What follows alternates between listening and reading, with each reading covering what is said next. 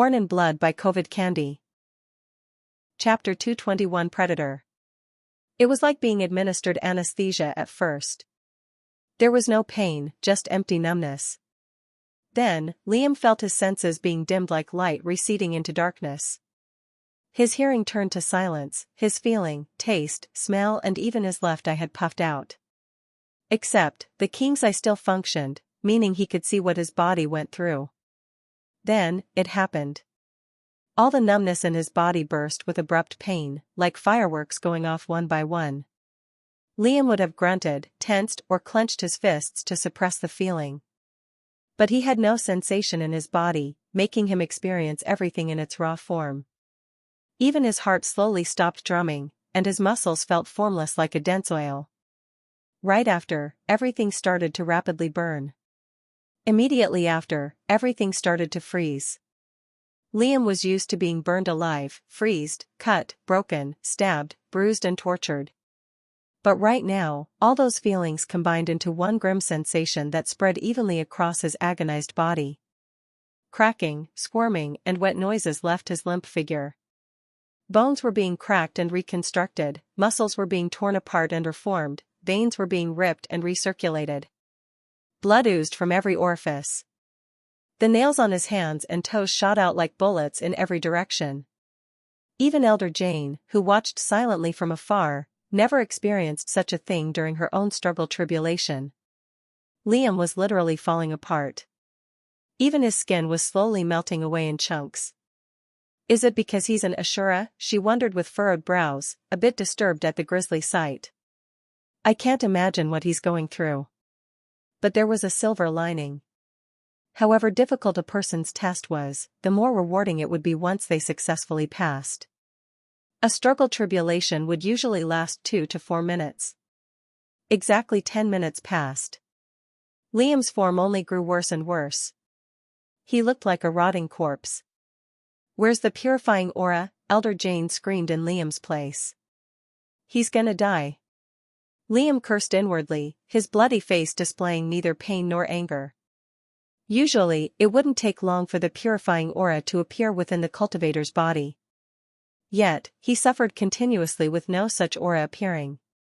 Until finally, a tiny wisp of dense energy sputtered in the center of Liam's chest. Despite all of the excruciating sensations, his mental waves were steady and unwavering, and he enveloped the world essence with his mind. It would be strange if his pain tolerance didn't come in handy during something like this. A moment later, Liam began to spread the essence evenly. Wherever it touched, the pain searing through him slightly lessened. But Liam was dying. His heart had practically stopped for more than 10 minutes. There was no air in his lungs. His organs were failing, melting into energy as they met the rank 4 essence. His ribcage squeezed his chest, jagged pieces of it poking against his liquid liver, spleen and abdomen. His entire body looked like an inflated balloon. A convulsing, gurgling and melting balloon. Only his centers of power remained solid, since they weren't a part of the tribulation. A zenith's body functioned differently to a mortal's. Organs that a normal human couldn't live without, were simply unnecessary to a zenith's bodily structure. Liam used the rank 4 aura appropriately.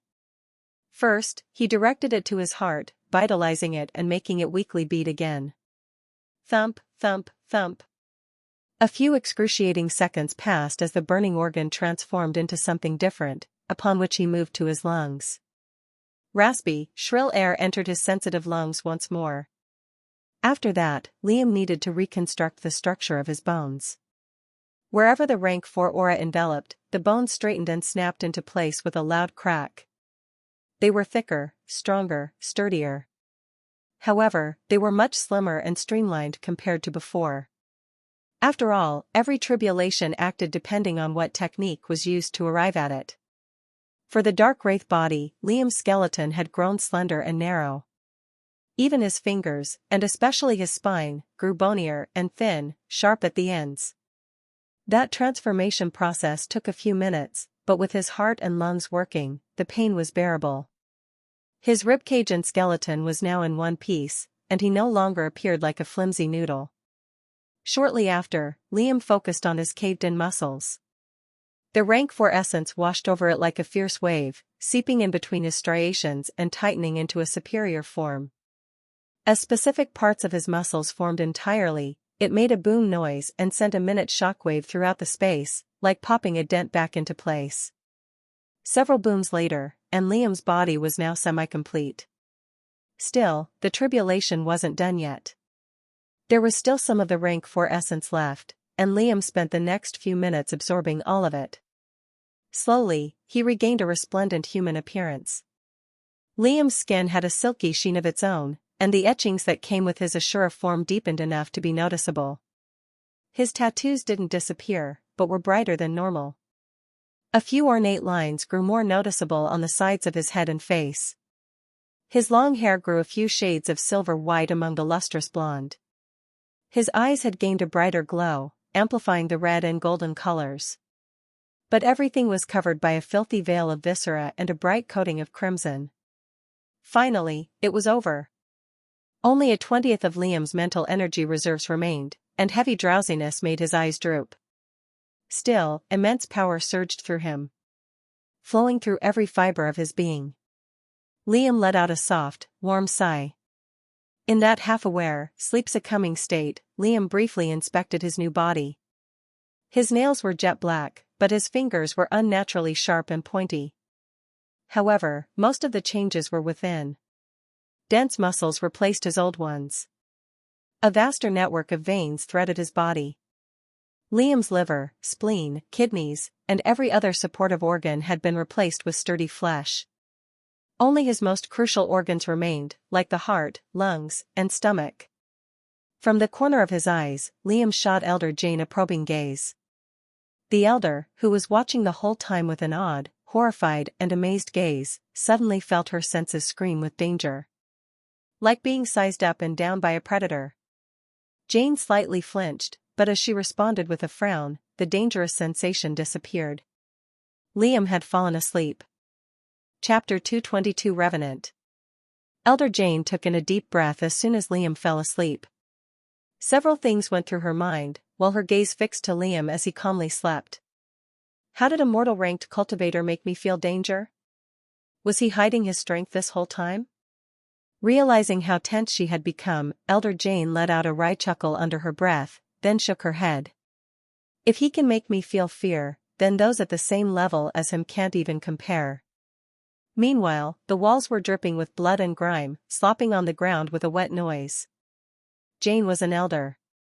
She was an esteemed cultivator that managed to defeat all 3 tribulations to achieve the status of a zenith. But now she had to take care of an unconscious disciple because she accepted responsibility for him. Oh, how the great fall. /////. It took Liam an entire week to open his eyes from his deep slumber. As soon as he awoke, Liam slowly sat upright and heaved a long breath. He was in the same room, except it was fully cleaned out from bits of his flesh and blood. Still, he wasn't clothed. A broad smile formed on his face as he took another look at his body. I feel powerful. Liam examined his body. My fingers are sharp, Liam thought, holding out his palm. And my nails are black. My hair is half white now. Liam raised a brow, twirling his lengthy hair. It felt like silk. Maybe now the royals won't notice me so fast. Using his fingers, he scraped the surface of his tight skin. SSSSSSSSSS. It made a slight screeching noise, like metal against metal. I've become a wraith. Did the nobles who gave me the technique know this beforehand? Other tempering methods usually don't have such drastic changes. Liam shrugged. He didn't really care or mind. It gave him an intimidation factor of sorts, which was always a good thing. Though, now that I've advanced, I won't be able to go any further to the 5th rank. Naturally, if Liam's other centers of power were raised to a higher level, his body would be nourished as a consequence. Plus, it wasn't like there weren't other ways to advance. There was always the devouring option. Instantly, he noticed how his body housed unnatural reserves of strength and energy. If Liam's physical power before was a large pond, it was now an ocean. Liam chuckled slightly under his breath again. I can finally fight a rank 4 beast without worrying about death, he thought with another smile. Naturally, his senses gained a massive boost. Although the 5 bodily senses grew with the mental sphere, they were merely enhanced through the sea of consciousness. The actual senses belonged to the body, except for his shadow sense and mental energy. What's that skittering noise? Liam furrowed his brows as he looked around. His eyes slightly widened once he realized the source of what it was. Liam could now hear ants skittering on the stone floor. Rising to his feet, Liam stretched his body in various ways. Instantly, he noticed how light and weightless he now was. It was as though gravity didn't apply to him. That fact didn't take away from his strength in the least. I'm not being spied on. Elder Jane probably put me here, and I can see her mental waves with my eye. It should be safe to experiment. There were several things that Liam needed to test first. Mainly, the special wraith form that he could take on momentarily. Also, did his blood manipulation work the same? At what speed did he regenerate? What about his shadow manipulation abilities? And most important of all, did his Ashura form evolve? He began with the first question. Liam held his hand forward. Coagulations of blood sloshed around his arm and took the form of a katana. Shing. In the next instant, it crystallized with a crackling noise, glistening like ruby. Liam pursed his lips. The edge of the blade was incredibly sharp. Level-wise, it was rank 2 on its own. On average, most inscribed weapons were naturally around this rank. What did this mean? Liam could simply crystallize his own blood and use them as weapons instead of taking out his strongest blades. That alone would suffice. Not to mention the countless other ways he could use them. Now, he even gained more long-range capabilities. No human at his level, or perhaps above, would think of something like that being possible. It seemed unreal in a sense. Liam's blood had gained wondrous qualities. Liam couldn't wait to inscribe. I can definitely try and make a rank 3 weapon now. Both my understanding of the concepts, links, and meanings have gotten better. Making a rank 3 inscribed item was something else entirely.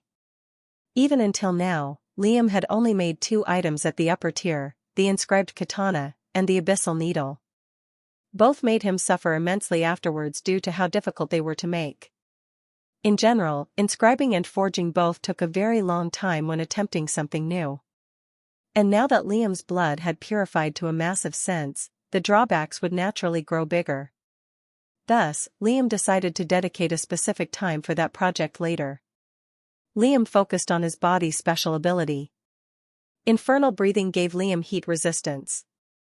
Throes of anguish gave him regeneration and a strength-enhancing ability. And now? Liam closed his eyes and heaved a breath. There was silence for a few seconds. Whoosh! A moment later, it was like a switch had gone off, and an eldritch revenant took over Liam's human form. 2 starry lights, red and yellow, acted as eyes. Everything else had turned ethereal, replaced by corrosive gas that gushed from his entire being. Not even Liam's hair remained solid, turning into wide flowing strands of noxious mist that floated on their own. This wasn't normal darkness. It was beyond the current capabilities of Liam's core. This darkness slowly ate away at the ground itself. Overall, his wraith form was utterly terrifying. It was something one would expect to attack in the middle of the night, a harrowing creature birthed from nightmares. Fwoof. Shortly after, the switch was flipped off, and Liam was back to being a human. Chapter 223 Tone. The wraith form made Liam feel incredibly cold and chilly. It was like ice had replaced his insides for as long as he kept it active. Although the wraith form made everything in Liam immaterial, he could still wield his weapons freely. Only, he couldn't use his blood attacks, since that would require him to remain physical.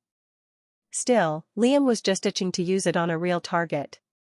For the 3rd time, he couldn't help but chuckle under his breath. It was due to moments like these that he was on this cultivation journey, after all. Liam would rarely smile or genuinely laugh any other time. Liam moved on to his shadow sense. Now that he gave it a closer look, his shadow did seem darker and larger, and that wasn't just him growing his strength. After all, the shadow was anchored to the body. It wasn't connected to aura, mental energy, or anything else. Liam closed his eyes and focused on sensing the sea of darkness. It's clearer now. I can sense more of my surroundings without feeling overwhelmed. Liam then wrapped his right fist with all of his shadow. It wasn't an overwhelming increase in strength, but definitely noticeable. He could also cover more of his body. More than 2/3. I haven't been able to manifest and transform my shadow, but Jax told me it takes time to learn. Only the patriarch could teach me effectively. He's the only one with darkness, after all. With his right index wrapped in shadow, Liam used the sharp tip of his nail to incise his left arm. It entered merely an inch deep, but cut smoothly enough to form a shallow slash that drew a few drops of blood. Not even 2 seconds passed, and the wound immediately healed. Liam raised his brows in amazement, then smiled. I guess I'm unkillable now. My body's natural strength far outweighs those at the same level as me. After suffering that much, it better. All that's left is my full Ashura form. Liam practiced caution. It goes without saying that his transformation into an Ashura was his strongest ability. But it wasn't something he could use lightly. Liam heaved a sigh. All he could do was grit his teeth and hope for the best.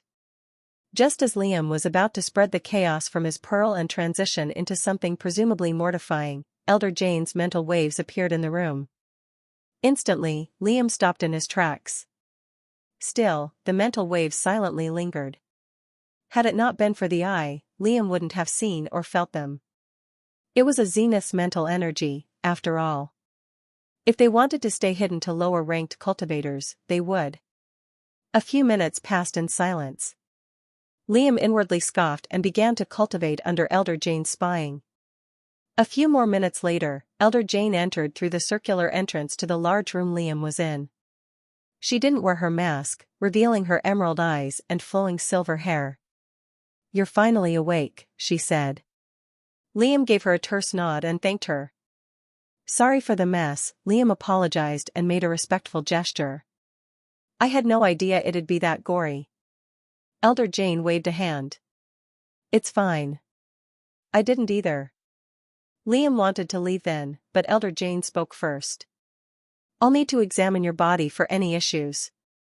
Not every tribulation is successful. Even those that seemingly are. Liam suppressed a frown as the elder circled him and started to examine specific parts of his body. You look a bit like the patriarch with that white hair, Elder Jane said with a bit of emotion in her voice. Liam remained silent.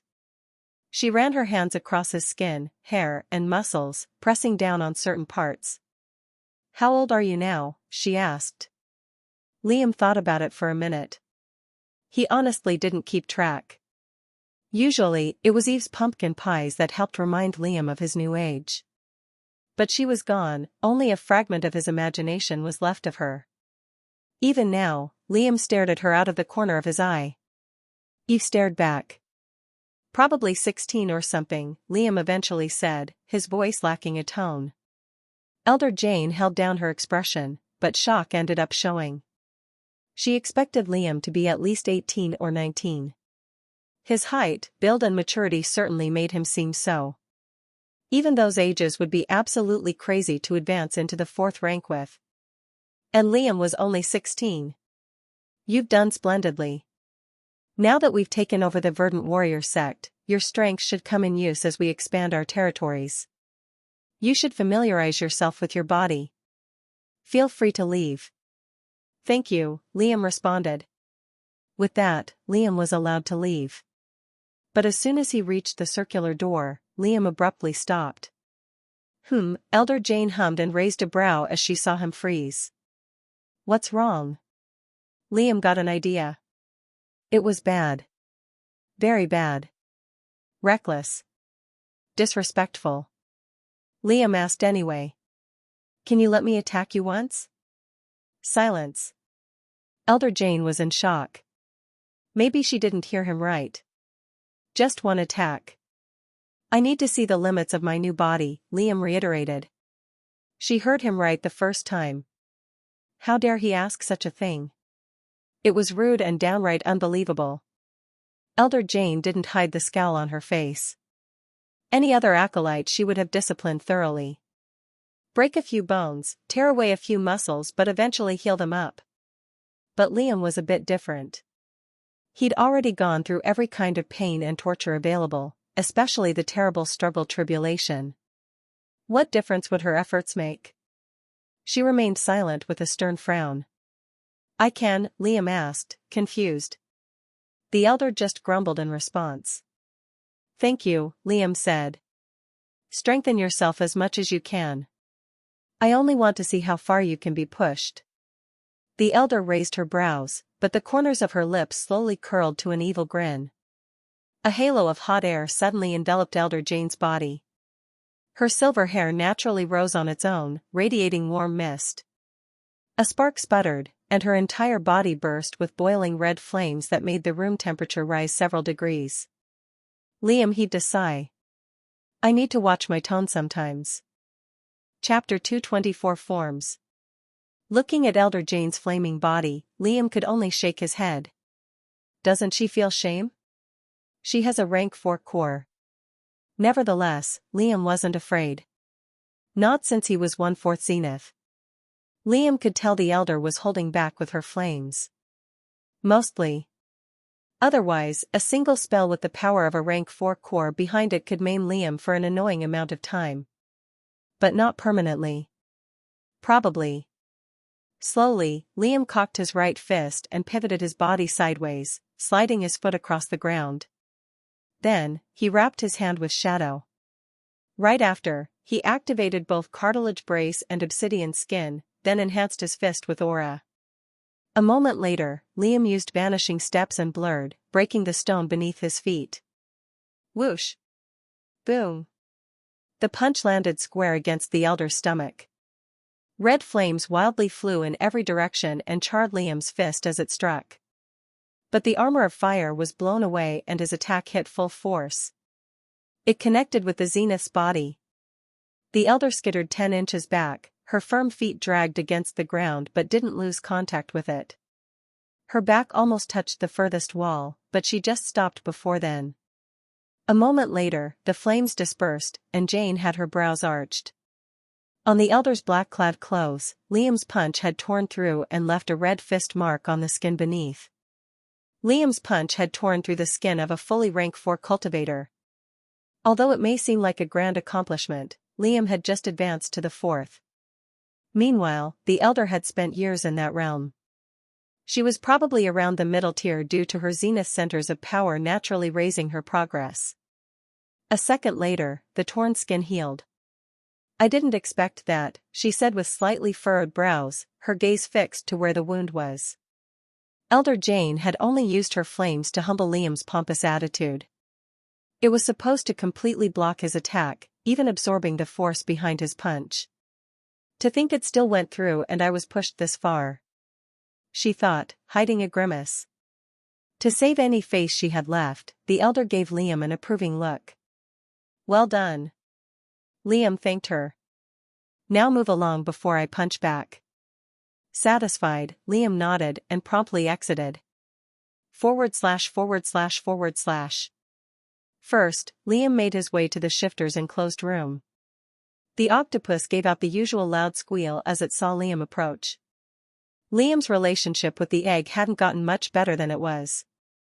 It didn't attack him straight away as usual, but it didn't trust Liam in the least. Understandable, seeing as every time they met, it was sent unconscious. You're becoming a headache, Liam said as he threw a few rank 3 corpses to the inscribed cage. The egg promptly pulled those beasts through a specially designed chute on the cage. When it finally finished its food, Liam clicked the inscribed cage open. Instantly, the beast lurched at him, but Liam gave it a backhanded slap. Tish! It fell back and slapped against the floor, jiggling like jelly, knocked out for umpteenth time. I can knock it out myself now, Liam smiled. ////. After roughly an hour of studying the creature in detail, Liam fed it another corpse and left towards the mission hall. Every day, he learned something new about the shifter. Mainly, the specifics of how its liquid darkness transformed. That material stemmed from its core, which Liam actually took a peek at. It was on its underside, beneath its reproductive organ and beak, which was arduous to reach through normally. As he briefly studied the organ, Liam faced a hurdle. What the core of a shifter produced couldn't be found in any human or beast besides it. It was a special type of aura mixed between its unique darkness and natural world essence. My shadow could probably act as a substitute for that, but that alone won't do anything. It's not like I'm terribly good at manipulating it, either. Liam decided to hold on the specifics for another time, but made sure to note down any solution to the issue. Eventually, Liam arrived at the mission hall. A few acolytes and disciples gave him looks of respect. Some even made gestures one would make to a senior as he passed by. Those of the opposite gender were a bit more direct than that, giving him looks that he didn't respond to. More than once, Liam had to suffer through confessions of love by his fellow disciples. All were coldly rejected. But none were deterred. Shaking his head to avoid thinking of such horrible memories, Liam browsed the available missions. Ever since the Verdant Warrior sect was overtaken, the temple offered greater missions with higher rewards. Their resources had doubled, after all. They could afford to move into areas they previously could not, and take greater risks against stronger enemies. I need something to test my Assure form and Wraith form on. For the first, a Zenith-ranked beast sounded the most plausible. Liam didn't really believe he could kill a rank 4 beast. An entire squadron of cultivators was required for that feat. But his intention wasn't really to kill one. He wasn't that arrogant. It was to fight one. Alone.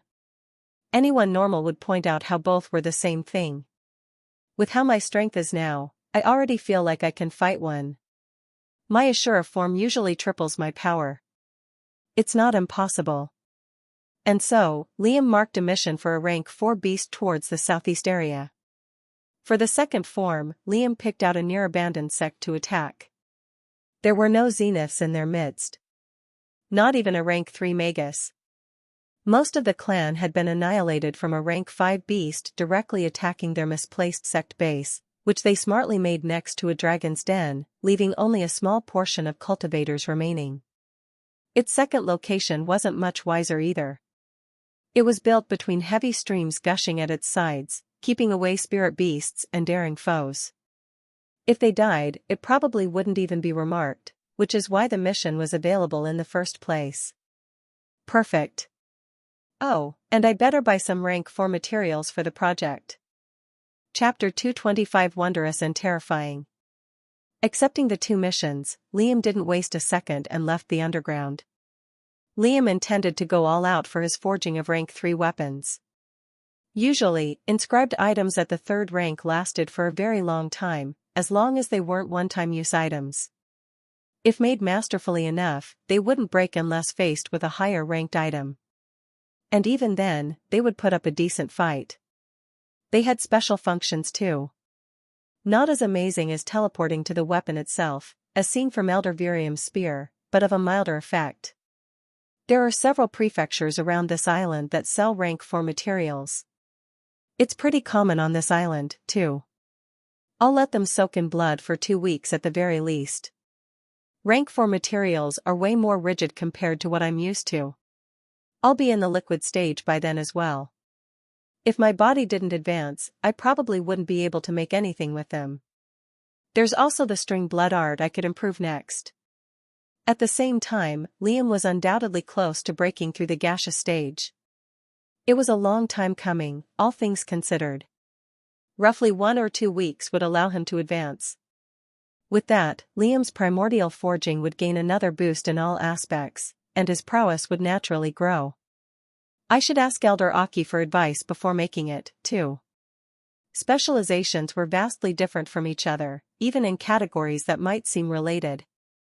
For Liam to ask Elder Aki for advice would be like a carpenter asking an electrician advice on how to do his job. It didn't make sense. However, they could share the minute similarities between their work. In this case, Elder Aki was a Zenith Forge master. Despite the conflicting specialization, she could give massive pointers for Liam on how to improve his work. The only issue is the type of person she is. As Liam was absorbed in his thoughts, he entered through a vast jungle, infested by all kinds of critters and creatures. Giant trees, lined with bright, see-through amber leaves, formed a large canopy that didn't actually block the sunlight. A faint but moist fog oozed through the air, which Liam recognized as unnatural. Liam was entering a danger zone, where several rank 4 specimens lived. There were several trails of denser than usual aura all around him.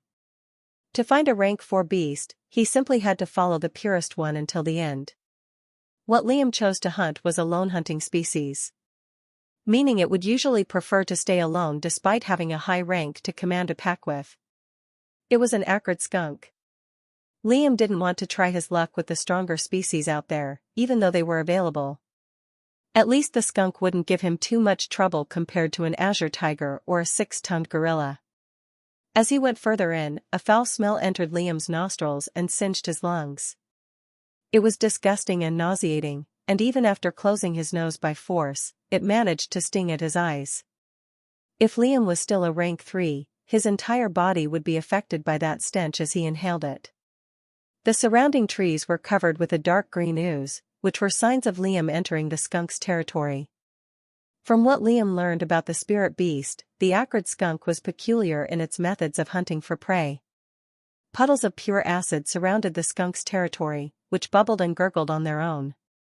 On average, the rank 3 body would last exactly 1 minute against that liquid before melting away entirely.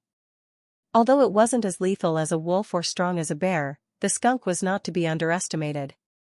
Liam's senses had already picked up on the beast below a small depression. The acrid skunk had greasy, dark green fur, with a single black stripe running across its filthy back. It dripped with thick liquid that sizzled as it fell on the dirt below. It was on the bigger scale of zenith beasts, 6.3 meters in width and height. There wasn't anything special about its maw or claws, but its deadliest weapon was indeed its natural stench and deadly spray from its underside. As of now, it slept peacefully, a gentle snore reverberating the air. Liam didn't resort to any trickery. He didn't want to test his luck, which he learned early on not to rely upon, especially considering what his opponent was. Liam's chaos pearl churned, spreading across his flesh and muscles, transforming them into something superior. As it hardened, Liam's skin gained an aureate sheen. The ornate engravings on its surface grew deeper and more pronounced. Liam's hair turned fully white. Every strand was brighter, glimmering like the edge of a sharp sword. A liquid, brass alloy slowly grew around Liam's hands. Liam expected it to stop there, but it continued enveloping his limbs. Eventually, it solidified and covered his entire arms. All 6 of his arms were now covered by the gauntlets, which ended in ostentatious, crescent-shaped shoulder pads. The gauntlets were sleeker, brighter, and lighter, but way denser than before. His teeth were smaller, but sharper. Human-like, almost, but not quite. Both his eyes glowed brighter, emitting light. He grew a few more inches in height, but his muscular body didn't seem meaty or thick. Liam resembled a ferocious warrior from ancient times, but there was something eerie and unnerving about his ornate appearance. It was both wondrous and terrifying. If Liam's strength was an ocean before, it was now a raging sea violently surging with waves of power. At the same time, Liam's thoughts were being corroded by violence. The side effects of transformation have gotten worse. But he smiled nevertheless. As he thought that, the acrid skunk woke up with an abrupt screech. It sensed something dangerous. Very, very dangerous. It jolted out of its slumber and hectically looked around, its 2 black, dotted eyes scanning the treeline. In the distance, something with 6 arms and multicolored eyes was looking in its direction. It expected another beast. But whatever that was way worse. In the next moment, the 6-armed creature kicked the ground. Bang! And reappeared in front of it. Chapter 2 26 minutes. Liam was too fast for the skunk to react. His upper right fist, strengthened with churning chaos, collided right across its pointy snout. Bang! Letting out a screeching cry of pain, the skunk's entire body jolted to the side due to the sheer weight behind Liam's punch. Tufts of its fur began to secrete acidic goo, smoke and mist that tainted the air. Holding his breath, Liam used all his arms to smash downward against the skunk's head. A layer of acidic, mud-like armor softened his blow, but his 6 arms struck like loaded hammers. Boom! A heavy shockwave rang out as the beast's head met Liam's knuckles. The skunk's head was forced downwards, but it let out another screech. Aura gathered at its underside, condensed, then, as it whipped around with its tail rising, made a shrill hiss as it released. Whiss! Liam leapt back with a strained scowl, dodging past a flurry of disgusting dark ooze intending to melt him. Parts of his skin, and especially his hands, sizzled with burning liquid. The gauntlets weren't invincible.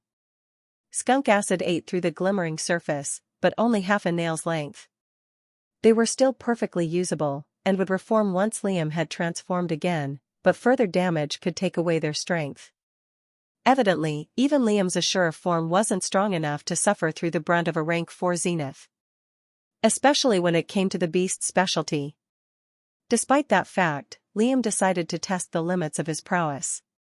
Cocking his knees, he jumped in, fists blazing with chaos as he uppercut the skunk's acid-protected chin.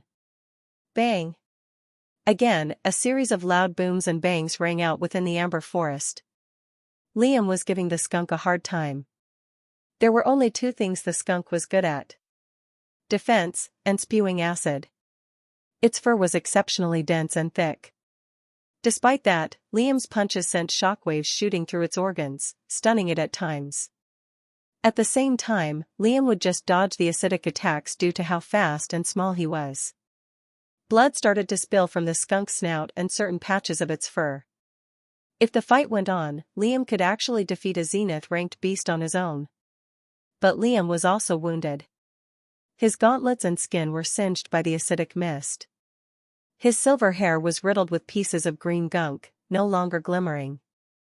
A piece of his ornate shoulder pad was missing. And as he fought, a vicious, bloodthirsty expression grew on his face. Roar! Eventually, Liam's bestial instincts had grown to its peak, forcing him to express his anger in the form of a long roar. The acrid skunk flinched and screeched in response, more aura gathering around its body, creating a denser version of its armor. It now prioritized defense. At that point, Liam's senses returned to him for a split second. That was enough for him to call it quits and turn around. The skunk didn't chase. It watched Liam growing distant with a cautious gaze, then skittered around and ran the opposite direction. Dashing away, Liam undid his transformation and gritted his teeth as a wave of burning pain washed over him. Becoming an Ashura came with higher pain resistance, but his human side didn't have such privileges. At first, Liam's consciousness wasn't consumed by the violent thoughts. Liam had absorbed 2 rank 3 beast wills at a time for an entire month to expand his mind, after all. Increasing his mental energy countered the murking effects of his Ashura side. Still, it grew difficult to remain focused as the battle raged on. It was like Liam had to prove he was the victor. That he was superior to a beast. For me to go toe-to-toe against a zenith is a good enough milestone. Liam had actually tried using his shadow with his Ashura form. Unfortunately, he couldn't make it work. Liam was only used to one kind of shadow, after all. The shadow of an Ashura had 4 more arms, and was much bigger than normal. By extension, it was much more difficult to control. After an hour or so, Liam found himself a safe cave to cultivate and heal his wounds in. He threw a pill in his mouth and regained a bit of energy, then waited for night to fall. He smelled horrible, and taking a bath was his next course of action. Thankfully, where his next victims were, there was plenty of water. /////. The sound of gushing rivers surged beside a large boulder, resisting the fierce tides. Atop the boulder were a few sect buildings that looked newly made. Blue-robed martial artists went this way and that, carrying large boxes of various materials and tools in their hands. Somber looks were on their faces, but with it, resolve. What was once the mighty Endless Tide sect was now a relic of the past. Their patriarch had died defending his disciples against a rank 5 dragon, and they were without his leadership. There were only a measly 43 disciples remaining. But they were still in the process of rebuilding their clan, and with it, their name. Just then, a pale, Gothic figure drenched with water appeared at their open gates. He was wearing full black, wielded 2 blades, and had witch-like nails and fingers. The endless-tide disciples didn't sense him. He was like a ghost wrapped in shadow. A wraith. A revenant. A phantom. In an instant, the figure burst into dark flames. Red and yellow stars acted as eyes. In the next moment, the wraith turned into a thin streak of dark light that shot through the sect perimeters. Whoosh! Shing! Spurt! For a good 2 minutes, the figure went unnoticed. Every disciple the misty wraith passed by, a red line appeared on their neck, followed by a spurt of blood and a rolling head. It helped that their screams were drowned out by the gushing waves of water. 23 had died. Another 2 minutes passed. Another 14 followed. 1 more minute passed. A total of 43 disciples had been killed in just 5 minutes. Chapter 227 Light. Liam had dispelled his wraith form, breathing raggedly with a pale face. Liam pushed his body to the utmost limit.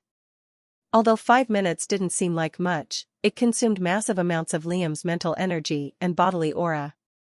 Liam took a deep breath and slowly turned around. From the sect gate to where he stood were a trail of headless bodies. Liam was incredibly fast. If looked at from a distance, he probably resembled a panther chasing prey. Those poor endless-tide disciples hadn't even realized they were being picked off. Not until much later.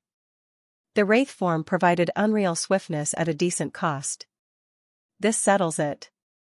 I'll need to buy some rank 4 materials now, Liam thought casually. Liam looted the space rings. He spent 2 days devouring the disciples to get back to full health. Eating people was much easier now. Liam's semi-transformed teeth just ripped through a rank 3 body like regular meat.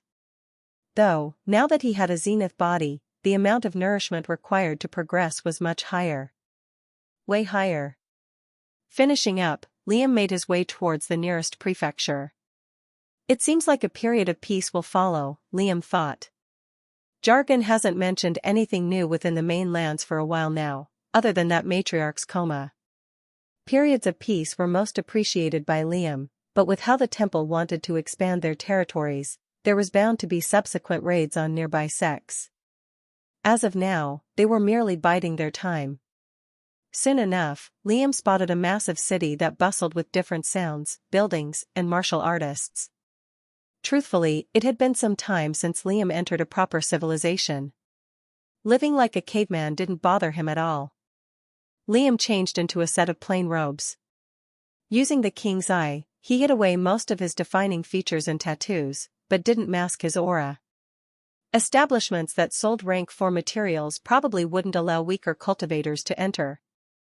Liam made his way through the gates, paying a small fee to the martial artist in front, then entered the city. Large, calligraphed signs pointed him in several directions. He made his way deeper in, where the stores grew continuously grander and sold more expensive items. Rare metals, pills, weapons, there it is, Liam thought, making a beeline towards a large store with the insignia of a roaring lion on it. The vast interior, packed with hundreds of martial artists, resembled more of a museum than a store. All kinds of preserved spirit beasts and magical beasts were on display behind large glass containers. Most of them were alive, held together by impervious chains. A small, inscribed marble board underneath provided a description along with the price. However, there were only rank 3 beasts and those below on display. "Can I help you, young master?" A young store attendant appeared at Liam's side. She was older, but far weaker than Liam, hence the respectful term. "Zenith beasts. Do you offer them?" Liam asked. After a short pause, she nodded. "Deeper in. 200 stones if you want to examine them." Liam gave her the amount. A moment later, Liam was taken into a deeper section of the building, an underground segment. Down there weren't any live rank 4s, but merely preserved containers of them.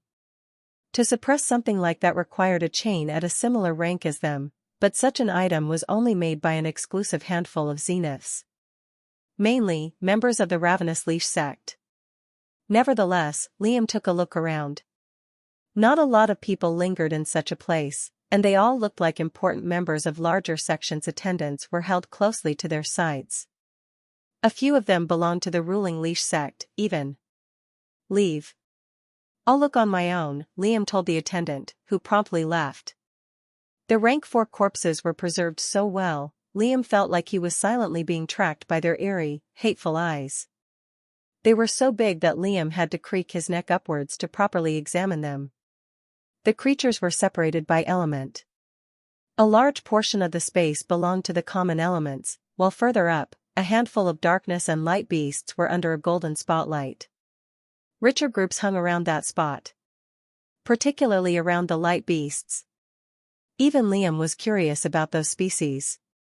Due to his living circumstances always being centered around dark regions, light elemental beasts weren't something he'd ever fought against. Atop a series of large podiums was a beam snake with bright iridescent scales, a reaper wolf with white eyes, along with a 10-legged rabbit. They still radiated light due to how well they were preserved. Buying a normal rank 4 beast with its body intact cost roughly 23,000 aura stones, which was a small fortune to say the least. Light beasts, however, cost a whopping 55,000, due to their rarity and magnificence. Darkness beasts were of a similar price, but slightly less, since they were a lot uglier appearance-wise. Liam lost interest in those beasts and moved towards the darkness area. His eyes browsed through the available selection. Liam had a few ideas of what to make for a higher-ranked weapon, but the components that went into it would significantly affect the end product. Obviously, the beast would belong to a rank 3. But if a few qualities coincided, it could make the imbuing stage, and several other processes, much easier. Should I go for sharpness? No. My enhancement inscriptions are already good enough. There's no need to overuse that quality. Something flexible? Liam pursed his lips, then slowly shook his head. Probably not. Liam's fighting style was snappy and quick already. Phantom's Way helped him maneuver his blade in multidirectional ways. Rigidity, then? Liam hummed to himself in thought. That could work. I need something that could last anyways.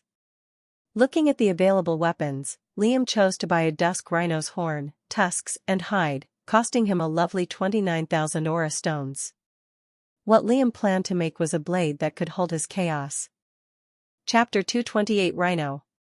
Covertly buying the necessary materials for his project, Liam returned to the temple. A few people there gave him strange looks now and again, and Liam made sure he wasn't followed on the way back. Entering his quarters, he took out the bought materials and made the necessary preparations. The dusk rhino had extraordinary defense. In fact, it had a unique way of fighting that wasn't found in any other beast. Or was. Liam's knowledge of magical creatures wasn't infinite. Simply put, the dusk rhino's thick hide simply absorbed attacks and stored them, similar to Liam's throes of anguish technique. Then, once it reached the maximum capacity, it discharged all the damage accumulated in its body through its horn. That one overcharged attack could ruthlessly obliterate a rank 4 body in a single instant. That was pretty much the only thing it was good at, though. The rhino was irreparably slow, and its charges were easily counterable. Still, it was no wonder Liam wanted to imitate its special ability. The only issue that might surface from that would be his explanation of where his chaos would come from, if Liam could make such a thing.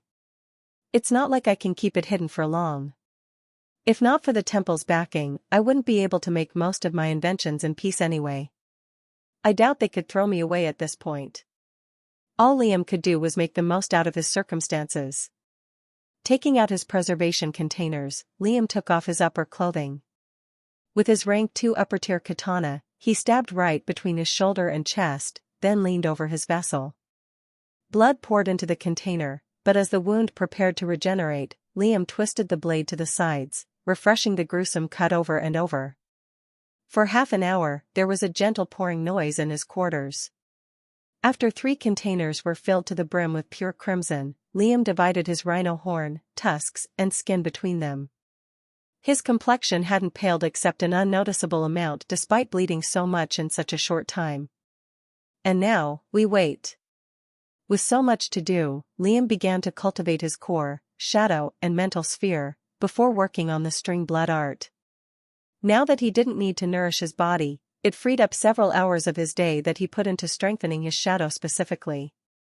It was the most versatile power he currently had, after all. /////. Months passed. Like Liam thought, there were several raids planned on the small-sized sects near the newly claimed mountain. Obviously, Liam planned to join them on those invasions, since there were massive rewards that came with it. To him, the bodies of fully rank 3 cultivators were the biggest motivator. There was no other way for Liam to advance his body, after all, besides raising his other centers of power, which he did anyway. Liam checked up on the rhino parts now and again. They were slowly gaining a red hue. But it did so at a snail's pace. It would be at least a month or maybe 2 at least for it to fully soak. The shifter was a gluttonous creature as usual, but now that Liam could suppress it to an extent, it was much more docile.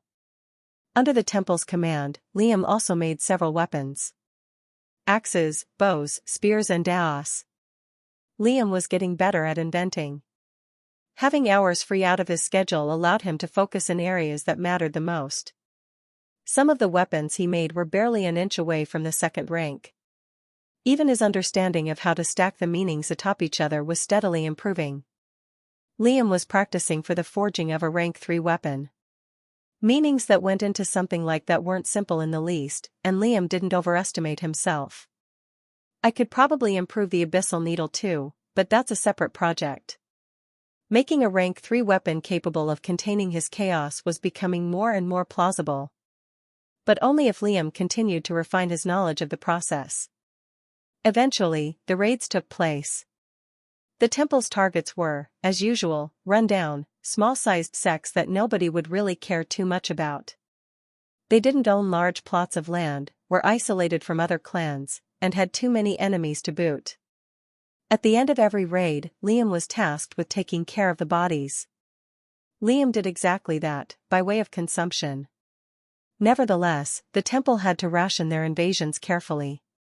Too many raids could cause the ravenous leash to grow restless, increase surveillance, and send hunting parties to sniff out the issue. No one needed that. Eventually, after nearly a month, Liam made his advance to the liquid stage. The usual process ensued, where his gaseous core contents were transformed into liquid. As was the case when he advanced, Liam felt his body swirling with energy and new power. His darkness grew a leap more deadly. Enough to now corrode the sturdy bones of a rank 3 beast. However, the gap between the liquid stage and solid stage had now grown as deep as a year. And for Liam it was higher, since his cultivation was slower than most. At the same time, Liam took another jab at Nivea's blood arts, tinkering with its links. It was like trying to form a sentence in a foreign language, using only vague cognates to rearrange the jumbled pieces. Nonetheless, Liam carefully added a few links of his own without changing the overall meanings that came with the blood art. It took him another 2 weeks. And it was a semi-success. Liam could now manipulate the strings that came out of the blood-red tattoos on his fingertips. The strings could tense, shift and multiply on his command. Their sharpness matched a rank 2 weapon. It was his crystallized blood, after all. The only reason it was a semi-success was because of how long it took Liam to multiply the strings. In a real battle, nobody would be insane enough to wait until their opponent prepares an attack. Currently, all Liam could do was form 2 to 3 quick strings that could take someone by surprise. Soon enough, though, he would be able to combine both speed and sharpness. After all of that, Liam checked in on the rhino parts again. There weren't any gray or black spots remaining. They were fully crimson. It was time to start the project. Chapter 229 Horn. There was still Elder Aki's advice to take. Out of all the elders, she was perhaps the busiest and most difficult to set a meeting with. Liam didn't really blame her. Forge mastery was a tiresome process that swallowed entire days in the blink of an eye, similar to blood weaving. And with the newly claimed lands, every elder had a new responsibility to attend to. Eventually, though, a proper meet was arranged between them. They met in her forge room, an unnaturally hot space with air that was on the brink of singing Liam's lungs. Gurgling and clanging noises made Liam think he was entering a witch's den. Shadowy inscriptions were riddled all over the walls and floor, converging to the elder's forging station in the center. "You've been growing fast lately," the elder Aki said with a childlike voice, her gaze on a naked, black blade hung above a cauldron of bubbling chemicals. "You've already outgrown your peers," she added. "Well done." Elder Aki hadn't worn her mask when forging, letting her silky, long red hair fall behind her back. Her menacing, crimson eyes didn't match her childlike stature in the least, donned in the black wrappings of the temple. She had alabaster skin like most of the other acolytes, but a few cuts ran across her chin and forehead. Liam began with a respectful gesture. "I wanted to ask for your advice," Liam said. "I'm sure you know the difference in specializations," the elder responded tersely. "No two processes are the same." Liam wasn't discouraged. "I know. I'd still like an outside view." Elder Aki sighed. "Go on then." Liam nodded. "I'm making a rank 3 weapon." There was silence. Elder Aki made her first rank 3 weapon at the age of 20 as a mortal-ranked cultivator. She was called a genius for that feat. "Forging alone?" she asked with a raised brow. "With inscriptions," Liam answered. Liam always used his specializations together. This was what separated him from other experts. Liam was both a forge master and an inscription master, which was rare among most cultivators. Only through combining the two could he make weapons far stronger than the norm. Still, that didn't take away from his achievements one bit. Hearing his words, the elder nodded. Her rank 3 was made through forging alone, which made it seem grander in her eyes. For the next few minutes, Liam explained the processes of primordial forging by the elder's request. Aki's expression remained uncharacteristically focused, but now and again, she would express surprise at how the forging method functioned. By the end of it, the elder had just a few words of advice. "You're thinking of the meanings too rigidly. Instead of just trying to stack them atop one another, you should find ways to connect them, line them together, even diagonally for all I know." And that was it. That was literally all the elder could give him before he was ushered out of her forge room. Nevertheless, it was useful. She pointed out a crucial flaw in his methods in just a few minutes, which Liam had been too tunnel-visioned to see. Liam hurried back to his quarters with a bit of excitement welling in his chest. He quickly took out the rank 4 materials, as well as the core of a rank 3 spirit beast.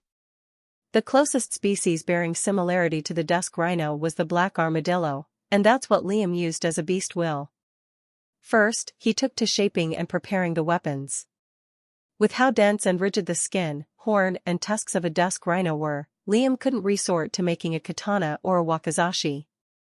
In the first place, those two were lithe weapons designed for sharpness, speed, and lethality. As such, Liam couldn't really resort to making his rank 3 item in that shape. But Liam didn't want to lose the true purpose of his project. Blades that could hold chaos. That was the goal. And that's exactly what was planned. Since something capable of containing chaos would naturally be heavy-duty, Liam's designs were centered around something with a sharp edge, but with a large body. Suddenly, something clicked in him. Liam had some proficiency in wielding chained weapons. It was a fighting style he learned practicing with his dark chains. Why not make something with both far-range and close-range capabilities? Liam got to work. First was the shaping. Rank 4 materials were hard to manipulate. Liam started with the secondary parts first. The hilt, chains, and pommel. Using his dense aura, he began to mellow out the sturdiness of a rank 4 component. It took time. Eventually, he shaped 2 sets of chains. Right after, he inscribed them. The chains would be the charger to absorb his chaos. After a week of trial and error, Liam managed to inscribe writings that withheld his chaos for barely 2 seconds. However, it would explode on its own just a moment later. But that was normal. There was no discharger, after all. Liam moved towards the blades. Obviously, he would make that from the rhino's horn, the black, lusterless, dense material. That took even more time. 1 week passed. A pool of sweat was gathering on the floor of Liam's accommodation. Throughout the entire week, Liam hadn't eaten or drank anything. His brows were furrowed in concentration. He was purifying and shaping the horn nonstop. If he wavered for a split second, the horn would instantly harden or even break. Eventually, the horn took the shape of a slightly curved, Gothic blade. The weapon was as long as Liam's forearm. It was thin, but had a wide breadth, roughly 7 inches, and was single-edged. However, it had 4 teeth on its edges. 3 small teeth lined the lower half of the blade, with a larger, deadlier, curved edge at the tip. Liam took a short break to replenish his energy. Then, he connected the chain, hilt, and blade together. Some time later, Liam conjured the meanings to the beast will and applied them. Of course, he let them cook in his mind for at least another 2 weeks. Finally, he imbued it to the weapon. It was like trying to push the world down with a push-up. That was how difficult it was to insert a beast will into a rank 4 material. Nonetheless, with how Liam purified and softened the material, he inserted 65% of beast will inside. The dusk blade buzzed uncontrollably, then abruptly stopped. A success. Chapter 230 Dusk Blades. Liam inspected the naked blade. It looked terrifying and simultaneously beautiful. Sort of like Liam's Ashura form. Liam didn't put the cart before the horse. There was still the matter of inscribing it. On its own, it was a rank 2 upper-tier item. And it was just 1 blade. There was 1 more that he needed to make with the remaining tusks, but it was still a hard-earned success. A tired smile appeared on Liam's pale, bloodshot face. In the next instant, drowsiness washed over him like a gentle wave, forcing him to sleep. A full day of rest later, Liam woke up and resumed his work. He absorbed blood equal to the size of a small child's fist. He let it ravage his mental sphere for hours, since the cook method also worked with blood. Now that Liam's ichor was pure, it naturally put a greater pressure on him.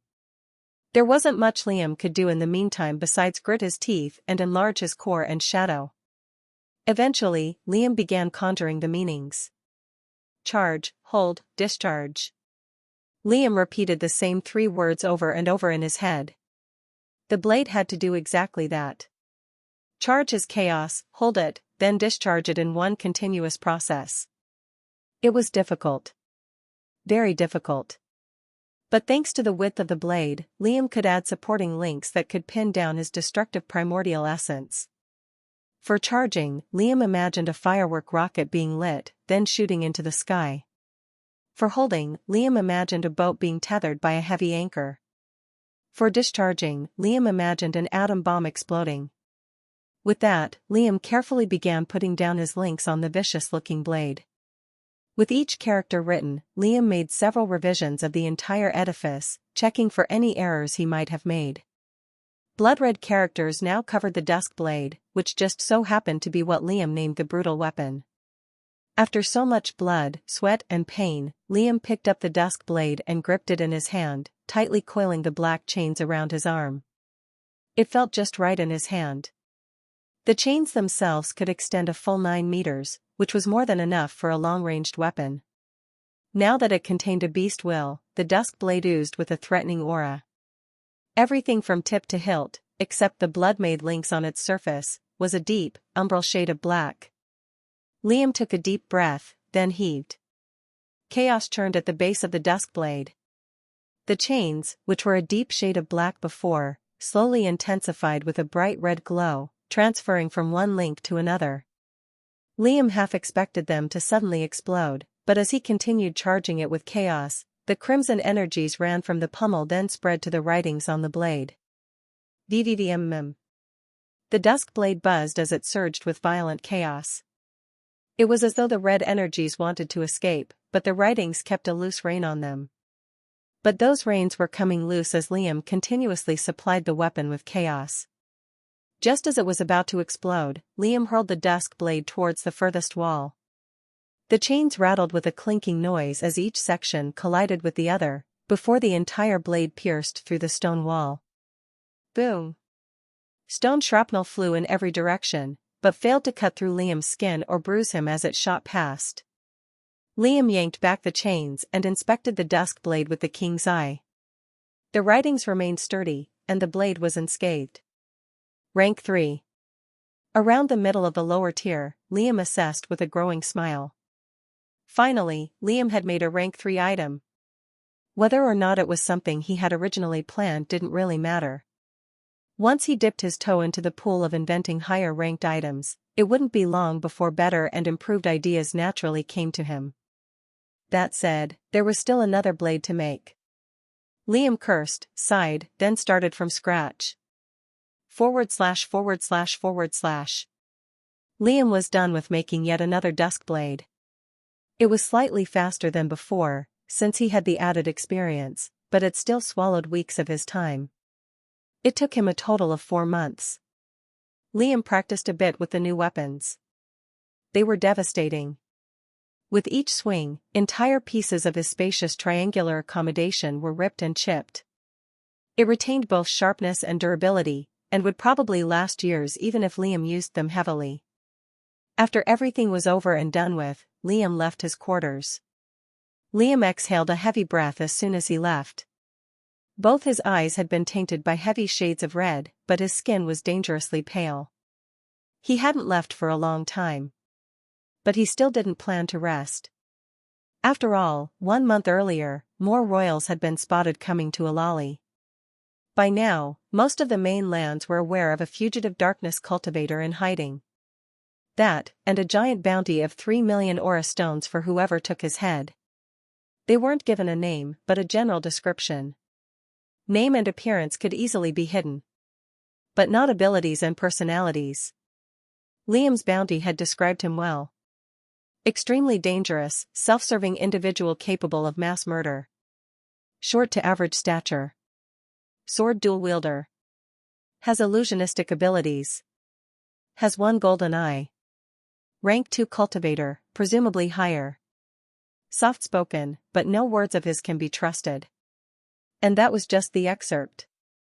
Liam could only curse at the royals for their annoying persistence. When the bounty was released, the ravenous leash sect began to organize hunting groups. There were even talks of zenith-ranked cultivators combing the giant island, but as of now, there was no such thing. 3 million wasn't a small number by any means, and could easily raise a small-sized sect into a big one. For that reason, the elders of the Temple of Shadow had contacted the patriarch, Unforgiven Shadow. Liam was a bit on edge on what the man would say. Despite all the months that he'd spent under the temple's rule, he didn't even know what rank he was. Eventually, his response came. Make the necessary preparations. Attack larger sections. The temple will soon claim the leashes. Chapter 231 Disappointment. Hearing Unforgiven Shadow's response, Liam couldn't help but feel a mix of emotions. A scowl formed on his face anyways. The Ravenous Leash sect was a large-size sect. They were the controllers and dominators of the entire bloody island. And this maniac wanted to fight them? Though, Liam could read between the lines. The patriarch was going to leave his seclusion. How long until then, the man didn't really specify. Nevertheless, Liam wasn't prepared for something of that caliber. Usually, the larger sects living in the mainlands would have more than 20 to 30 elders. Although the Ravenous Leash sect was indeed a large-sized clan, they weren't as massive, otherwise they'd just live in the mainlands themselves. However, they most definitely had around 10 to 15 zenith cultivators in their midst. Not to mention, if the temple were to attack them, they would obviously have to fight on their turf. Unless, of course, a trap of sorts were set in place. Mid-size sects were another headache, but they were somewhat manageable with the temple's forces. But before all of that, the temple controlled a very small portion of the island. Maybe 7%. Just 7%. This was after the raids on several small-size sects like the Verdant Warrior sect. On average, a mid-size sect ruled roughly 7% of the island. If the temple made a successful attack on them, they would almost double their lands. But still, that would amount to 14%. And the Ravenous Leash sect? They ruled over 46% of the island. This meant that in order for the temple to take over the entire island, they had to defeat 7 mid-size sects, claim their resources and martial arts, just to stand a chance. It was suicidal. But the temple was stubborn. Their patriarch's words were set in stone. At the same time, this plan of action also meant that the patriarch was a shield against the countrywide bounty on his head. Thus, Liam was pulled along into their reckless plan. In fact, Liam decided to contribute in a massive way in order to raise their chances of survival. He met with Elder Jax first and asked how many operations he could do with the Dark Star. There were only 20 operations possible with the available materials. "Why are you asking?" the elder questioned. Liam gave him a deep look. "I have 2,000 people scattered around Alali. I want them to join the temple." Slowly, the elder's eyes widened with shock. With newfound excitement, the Zenith instantly gave Liam the thumbs up. Thus, Liam called Jargon and ordered him to bring all the blood troop members into the sect. All around Alali, from marketplaces, gambling dens, dueling arenas, small-sized sects all the way to large-sized sects, were individuals who migrated to the Ravenous Leash Island. Obviously, they were inconspicuous as they did so, only traveling in groups of 10 and through different methods. There was a confused outrage as talented disciples deserted their sects and simply left without another word. Jargon himself was gaining a steady reputation as an up-and-coming celebrity of the Gango. But he simply vanished one day. Similar to countless others. By the time they all gathered and arrived, Liam had met and briefed them on the current events. Jargon was relieved to see his liege stronger than ever. The entire temple was shocked to see the huge following Liam had under his wing, especially how respectful they were to him. It didn't take long for the two parties to hit it off. The highest-ranking members of the blood troop were under Elder Jax's care. They mistook his wicked grin as a smile, unaware of the torture laying in wait. With the added force, the temple was basically on the edge of becoming a large-size sect. There was no lack of resources now that there was a surge of new wealth, techniques, and manpower. As such, appropriate raiding squads were formed. The smallest sects lacking zeniths now stood no chance whatsoever against the unstoppable onslaught. Slowly, the percentage of land owned by the temple rose. 4 months passed. From 7% to 12% in just 4 months. And that was only through exterminating sects without any rank 4 cultivators on their side. The Ravenous Leash was on the east. The shadow of temple was on the west. Slow and silent, the temple's reach was stretching over the western edges and encompassing those in between. There weren't any major attacks just yet, since the elders had to prepare first, which was what they were doing. Some Ravenous Leash sect members were kidnapped and tortured for valuable info. Unfortunately, their martial arts were not kept on their person. An honest shame, since Liam actually had an interest in that sort of thing.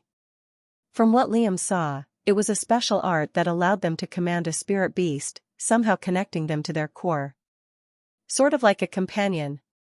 Nevertheless, they provided a small but valuable amount of info regarding their networks and numbers.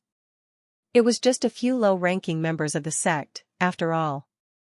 They couldn't afford to kill someone important. Another 3 months passed. Meanwhile, Liam made steady progress on most of his projects and even completed a few. The shifter study had achieved a breakthrough. Liam realized the substitutes to the liquid darkness and aura he was going to use. It was his shadow and his blood. Both had alterable qualities. Beside that, all Liam did was really perfect his string blood arts and train his centers of power. At the same, Liam's shadow manipulation had gotten much better. Over time, he learned how to envelop his dusk blades and merge shin-deep into the sea of darkness with his shadows. And finally, a mid-sized clan, the alluring fairy sect, was going to be attacked after months of preparations. It was a female-only sect. They fought using aphrodisiacs and mental spells, including a martial art that incited powerful desire. However, direct battles weren't their strong suit. The entire temple fought that battle, including all 5 elders. Liam's anticipation had reached its peak when he realized that fact.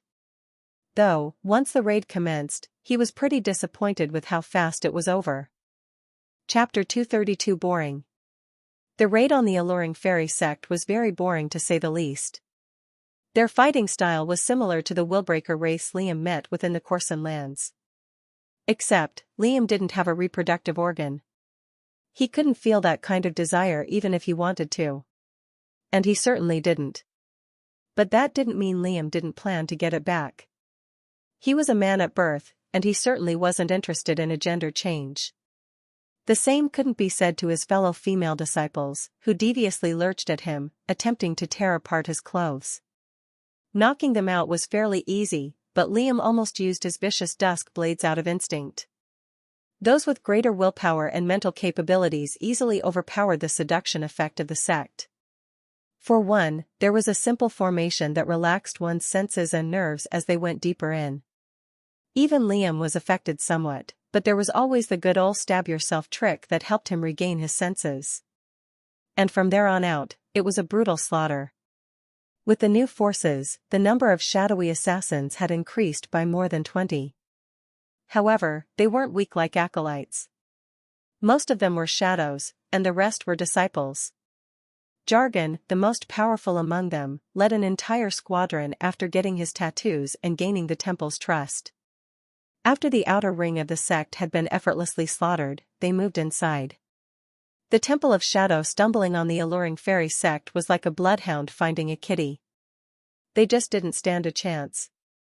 The fight between the elders was also disappointing. There was no grand clash that toppled buildings or crushed massive structures. The alluring fairy sect had 4 zenith elders. Elder Jax, Orisa, Virium, Aki, and Jane all combined their strengths to silently kill them off one by one. Once a name was ticked off, they moved to the next, and so on. Even the matriarch didn't stand a chance. In the first place, their fighting style, if it could be called that, required preparation, which they didn't have. Through that slow but effective strategy, their minds were also not affected, since they could look for each other's backs. Like so, the alluring fairy sect had been killed off, and their land/resources/martial arts were all claimed. All they really had were spells and arts that could enhance beauty and change facial and bodily structures for women only. This was the product of relying on weakness, Liam realized. If the fairies were a little more proficient in killing in battle, they wouldn't have met such a disappointing and boring death. Nevertheless, the Temple of Shadow's territories had grown to 16%. Mid-size sects were mighty. And this assault was merely a lucky dud. Any other raid would give them massive amounts of trouble. But now that they gained the resources of a mid-size sect, that trouble was lessened. It was a paradoxical situation, but it worked in the temple's favor. The temple spread their resources and stabilized all their territories. It wasn't like they were infallible. The ravenous leash sect made regular deals with the various sects around them. In fact, this was the case with nearly all the sects the temple took over. They naturally had connections with other clans. Some alliances, some enemies, and some neutral. All the temple really did was switch their appearances, then respectfully cut them off. This included the alluring fairy sect. So what did the temple do? They simply took the fairy's place and cut all contact with the ravenous leash sect. Obviously, this would raise more than a few brows. But this was the alluring fairy sect. Everyone knew them to be unpredictable and strange. In the first place, it wasn't strange for a woman to suddenly cut all contact with a suitor. Wasn't there something like that back on Earth? Ghosting, it was called. That's exactly what the temple did in the fairy's place. And it worked. A few high-ranking disciples of the leash sect came to visit. Usually, they would be allowed through the front gates of the lavish sect. However, even as they declared their arrival and asked to be let in, nobody responded. Not a sound. The leash members called out in a louder voice than before, a desperate cry that did its best to sound dignified. No response. With their faces slightly getting redder, they called out for a third and final time. Still nothing. And so, they left, faces red with humiliation and anger. When they left, a few snickers resounded within the quarters of the sect. They laughed like children who'd done something naughty and didn't get caught. From that point on, there was no longer any contact between the ravenous leash sect and the alluring fairies. I'm dumbfounded how that worked, Liam thought with a taken-aback look after the whole charade was over with. This world is strange. And it was Maeve who came up with the idea of all people. Nonetheless, the temple grew, and they were a few steps closer to their goal. Defeating a large-sized sect didn't seem like such a far-fetched idea anymore. Obviously, there was a lot of time left before their next attack on a mid-sized sect. Now, they would focus on the smaller clans and utterly cleanse the western side of any difficult adversaries. With their new prowess and abilities, that went without a hitch. Meanwhile, Liam didn't spend a single day without something important to do. More than a year had passed with him overworking himself with no rest. Liam made improvements to the abyssal needle, the string blood arts, and even began working with the blooders blood arts. Liam's facial and physical features had matured compared in that time span. He had shortened his hair to shoulder length, since it would have dragged behind his feet if he let it grow. His eyes had gained a distant but brilliant quality. It was the effect of expanding his mental sphere nearly twice the speed of a normal cultivator. The rank 3 beast wills, psionic rune, and his rank 2 blood that he constantly absorbed for inscriptions. Liam's mind naturally worked at a higher pace than usual, giving him a scholarly air. It looked like he was always in deep thought. The opposite was true when Liam's coldness seeped. When that happened, even Liam's strongest allies didn't feel safe around him. Chapter 233 Black Hole. The improvements done to the abyssal needle weren't enough to bring it to the 3rd rank. There were several reasons for this. 1. Liam couldn't make something so intricate with rank 4 materials. Without a stronger core, manipulating, purifying and shaping rank 4 materials was extremely difficult. It had taken Liam 4 months to make the dusk blades, after all. And even then, he had to center it around the rhino tusk and horn's curved shape. Meanwhile, the abyssal needle consisted of complicated, small-sized parts. It was no wonder Liam had to resort to weaker materials. Secondly, the abyssal needle was a fairly new item. The only reason Liam could make the rank 3 dusk blades was because he had years of experience working with blades, daggers, and swords.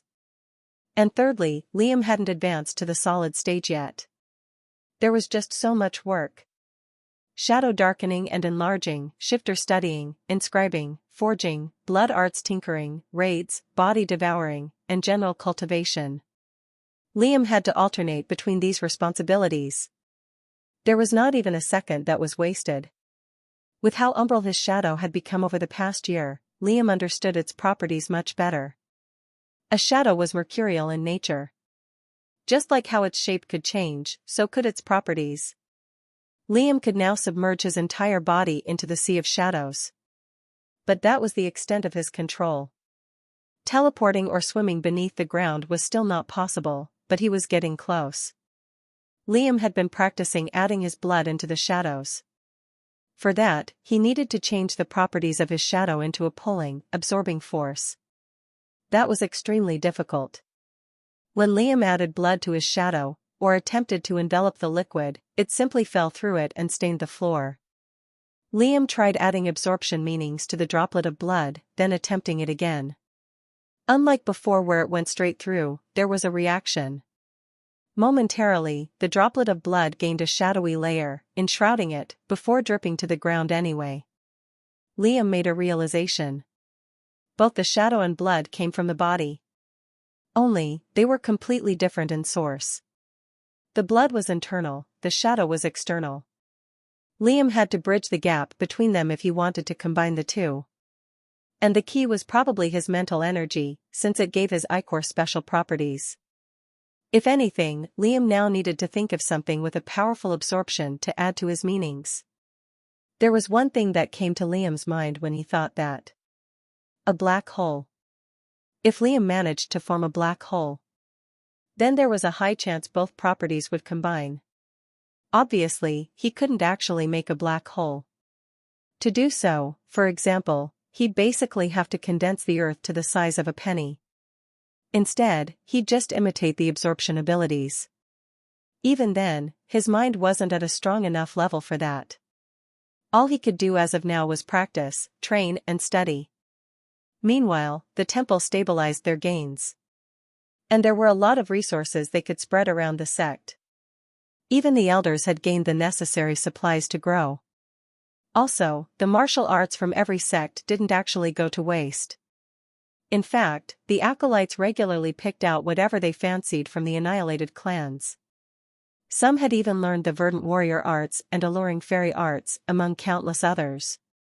There wasn't anything that impressed Liam, so he opted out of those choosings. The only thing Liam had his eye on was the ravenous leash martial arts. Now, the amount of territory the temple owned was 19%. Almost a quarter of the western side of the island was owned by them.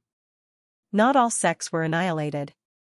Some were just trade-centered sects, which were a source of wealth for the leashes. If they were attacked, it would definitely raise suspicion. Obviously, it wasn't like the leashes were stupid. They were aware of something strange taking place within the island. Specifically, how most of the western sects had gone relatively quiet. They still paid their yearly fee, which every sect under the leashes rule did, but it was still a bit weird. Naturally, they investigated. They didn't find anything wrong, other than a few irregularities that were too far-fetched to reach a conclusion with. There didn't seem to be any attacks or invasion, but there was still an eerie aura on the western side of the island. First the oracle's coma-inducing vision, then the disappearance of so many disciples, and now this. There were too many strange events taking place. Nevertheless, with the arrival of royals, there were meetings the higher-ranking members of the sect needed to attend to. Every large-sized sect had responsibilities to the 7 great clans. Not to mention, there were several tournaments and events happening within the main lands. Any time a sect challenged another sect for their wealth and land, it would be in public for the Gango to see. Because of that, most of their investigations weren't given a second look. All the while, the temple was slowly but steadily raising their kill count. More months passed. More attacks happened. More martial artists were killed. More resources were reaped. More land was claimed. 22% exactly. The dark, shadowy roots of the temple were spreading in every direction. Liam reveled in the period of peace, since he was able to grow his strength without anyone restricting him. During that time, he was even taught a few tips and tricks by all the elders. Liam had given them more than 2,000 acolytes, after all. Even the stern-faced elder Virium cracked a smile at him now and again. Eventually, another attack on a mid-size sect took place. They had challenged a stronger sect this time. The Ravaging Flame sect, the base of which was in a danger zone where rank 4 fire beasts resided. If they could claim this sect, the temple's strength would grow to around 30%. The battle between the temple and Ravenous Leash sect was coming close. Chapter 234 Victors. The Ravaging Flame sect. Their entire base was basically an impregnable red fortress built to resist the tides of rank 4 fire beasts. Its surroundings were a fiery forest with large leaves that naturally burned on their own, paired with soaring temperatures that no sane person would dare enter normally. Because of that, the temple had to resort to something different. In preparation, every acolyte wore special heat-resistant clothes. Liam himself didn't feel too bothered. The infernal tempering method's heat resistance abilities were strengthened to a rank 4 level. He merely felt a gentle warmth. To begin the assault, the elders began provoking the rank 4 beasts around the sect. A lot of them. Way more than what was classified as a tide. Since zeniths could fly, attacking and fleeing from a rank 4 beast wasn't difficult at all. All 5 of the elders circled around different habitats, poking a beast, then flying away as they were angrily chased. Rinse and repeat. Slowly, an avalanche of rank 4 spirit beasts were forming. A rumbling noise spread through the air and trembled the ground. A rank 3 ravaging flame disciple, wearing an orange robe and styled with short red hair, furrowed his brows as he stood over the sect's borders. What is? The disciple stuttered with a curse. His senses screamed danger from all sides, roars, explosions and howling sounds mixed among the cacophony of noises steadily growing nearer. However, the man wasn't extremely worried. Stuff like this happened more than once during their lives. They didn't build their base in the middle of such a dangerous area without having the necessary preparations. The disciple, and several others stationed around the border, was in charge of the defensive formation. As the tides of rank 4 beasts came closer, the disciple oozed confidence and snarky arrogance. Dramatically, he imbued the token with aura, at the same time as all the other border guards. Nothing happened.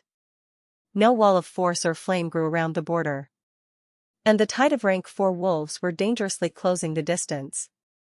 The man's snarky and dumbfounded expression was slowly replaced with despair.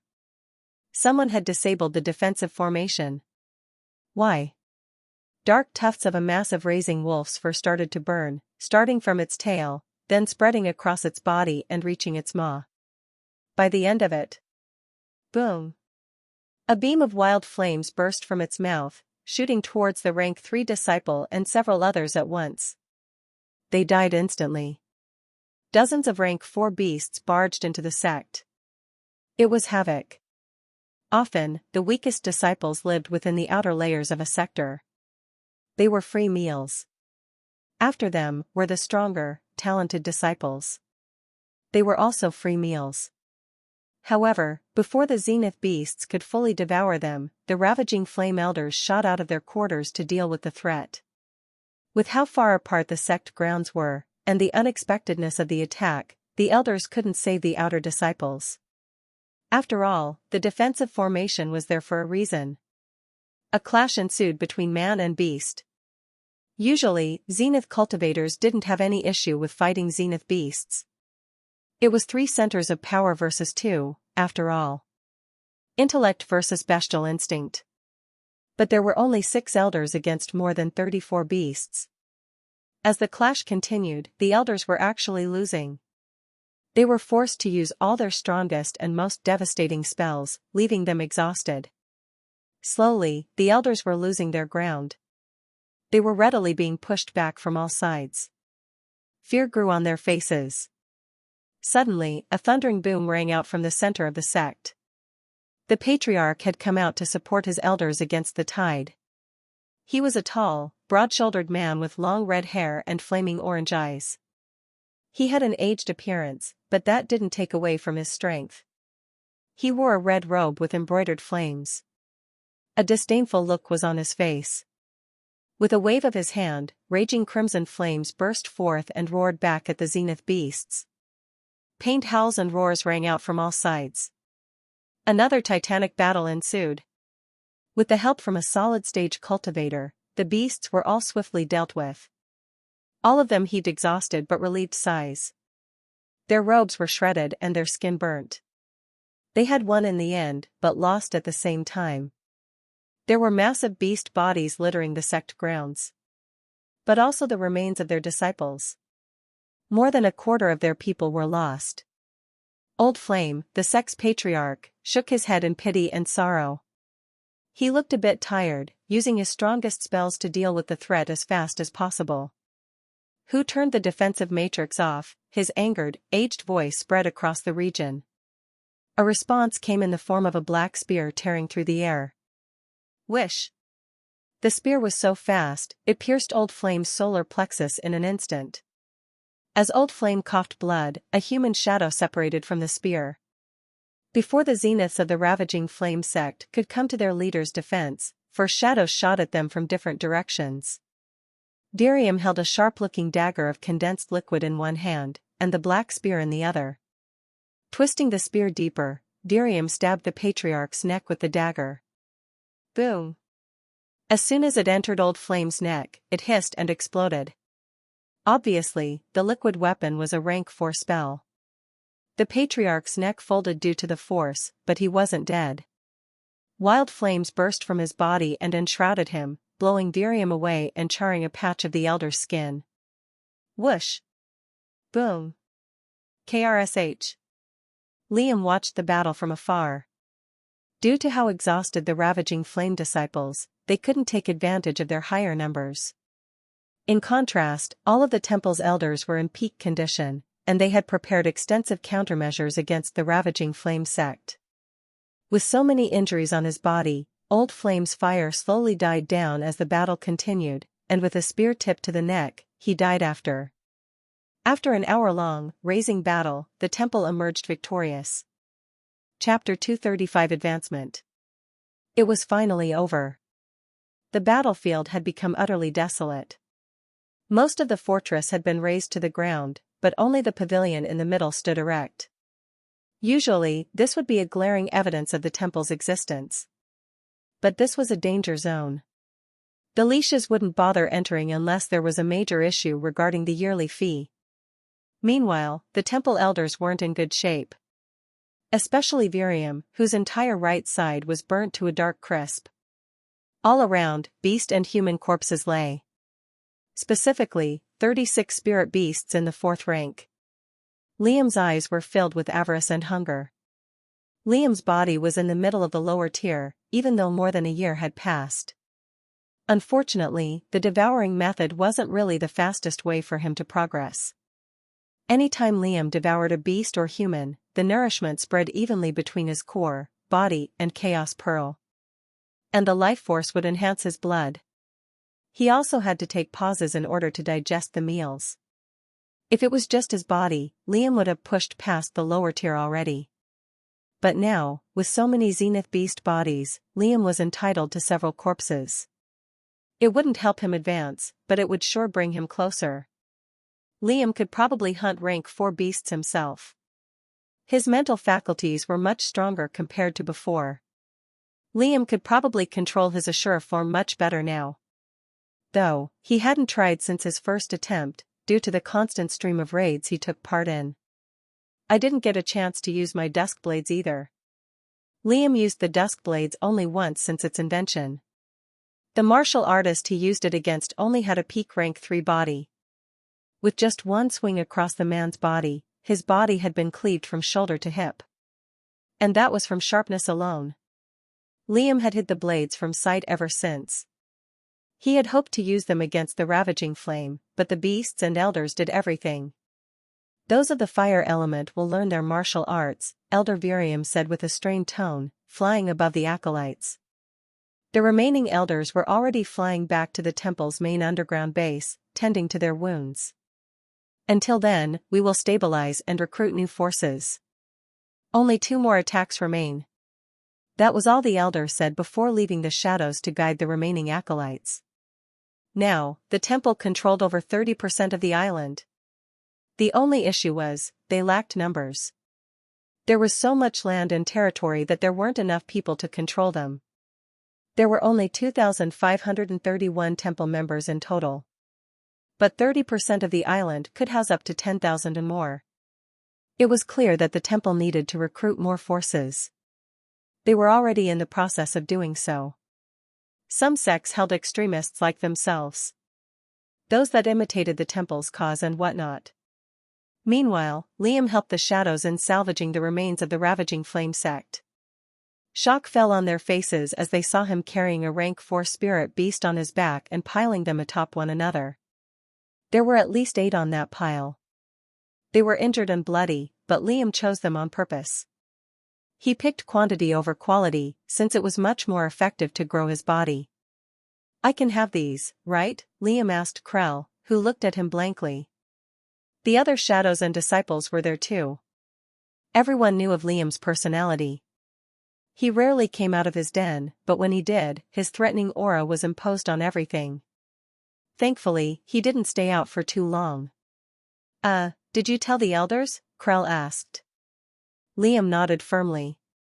Not this time, he conveniently forgot to add. But they won't mind. Then, yeah, okay. It's not really my authority to say otherwise. Liam gave a curt nod before packing everything together with a sturdy inscribed rope, the thick end of which was tied around his waist. Then, he dragged the beasts away. Sometime later, he secluded himself for weeks and ate everything, but still didn't enter the middle tier.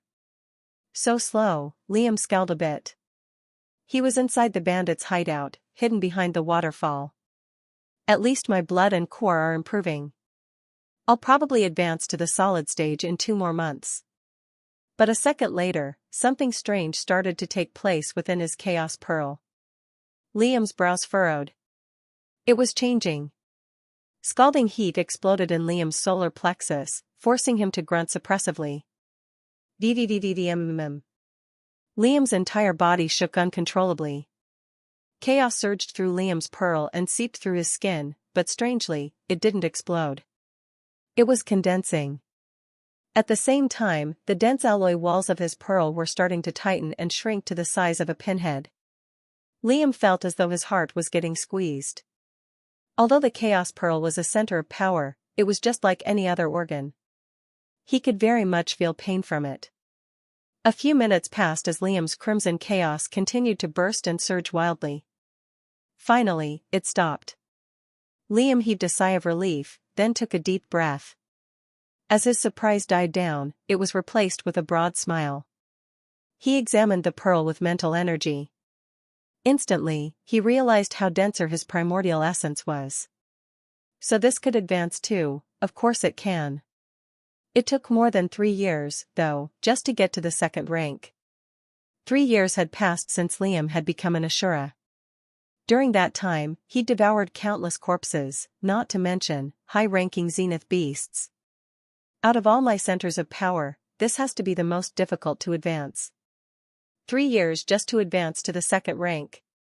Even the Sea of Consciousness, arguably the most important center of power, took Liam almost 2 years to advance to. No wonder my progress is so slow. But it has to be equally strong, right? Chapter 236-9. Suddenly excited, Liam decided to test out his newly advanced chaos. He heaved a breath. Slowly, he willed it out of his right palm. Unlike before, where it would take a second or two for the chaos to leave his hand, it was almost instantaneous now. Chaos condensed into Liam's cupped hand, slowly growing until it took the form of a small, glowing crimson sphere. It threatened to burst, but didn't. It violently sent gales in every direction, causing Liam's hair and clothes to flutter restlessly. The repulsion effect was incredibly strong, bending space and air much stronger than before. Liam had never gathered so much chaos in one spot. Before, it'd be the volume of 4 fingers, no more. If he exceeded it, it would instantly explode. The chaos itself was brighter, illuminating a decent portion of the dark cave with a red glow. Streaks of red would crackle on its surface like lightning. Liam stopped adding more chaos. His newly advanced pearl wasn't full, and the chaotic sphere already emptied it. Also, any more would most definitely cause it to explode. Still, he held on to it. Liam wanted to see how long it would last before exploding on its own. 4 seconds passed. Liam suddenly felt a high amount of danger radiating from the growing mass of primordial essence. One's own element could not hurt oneself. However, chaos was unpredictable. Who was to say Liam wasn't hurt by his own hand? Other than the intentional times, of course. Best not test my luck. With that, Liam casually hurled it at the distant wall. As it left his grip, the sphere of chaos took its time soaring through the air. It repelled air, space, and matter until eventually colliding with the concave wall. For a split second, blinding red light filled Liam's vision, before condensing back to the sphere's size. Boom! A deafening shockwave rang out within the cave, even momentarily blowing away the waterfall to Liam's left. Where the sphere of chaos had hit, there was no longer any stone. A massive crater nearly 6 meters in diameter and 4 meters in depth was what remained. Shrapnel flew in every direction. Liam's eyes were wide with shock. He quickly realized why it took so long for the pearl to advance. It was insanely devastating. In his stupor, Liam assessed the amount of chaos his pearl could hold. Specifically, how many chaotic spheres he could hurl just like this one. 9 devastating bombs he could hurl with no required technique or spell. Over time, this number could increase. The pouring of the waterfall returned, and the cave was filled with silence. Liam couldn't help but chuckle under his breath. This was massive. It wasn't even considering how much stronger his applications of chaos could be. The dusk blades, his Ashura form, his spells, etc. In truth, Liam couldn't keep his Ashura form active forever. It ran on fuel. Chaos, precisely. If the chaos ran out, Liam would be pulled back to his half-human, half-Ashura form. But now, he could afford to stay as an Ashura for longer periods of time. I need to make a higher-ranked spell now that it's stronger. One of the issues with spellmaking was the failed accuracy between the meanings and the actual output of the cultivator. For example, if Liam imagined his chaos as an atomic bomb going off, that didn't mean it suddenly became an atomic bomb. However, it would be a different story altogether if his chaos actually had the destructiveness required for a spell like that. And, well, if his mind was strong enough to conjure meanings like that, which it obviously wasn't. Maybe one day. Nevertheless, Liam now wanted to make a stronger spell.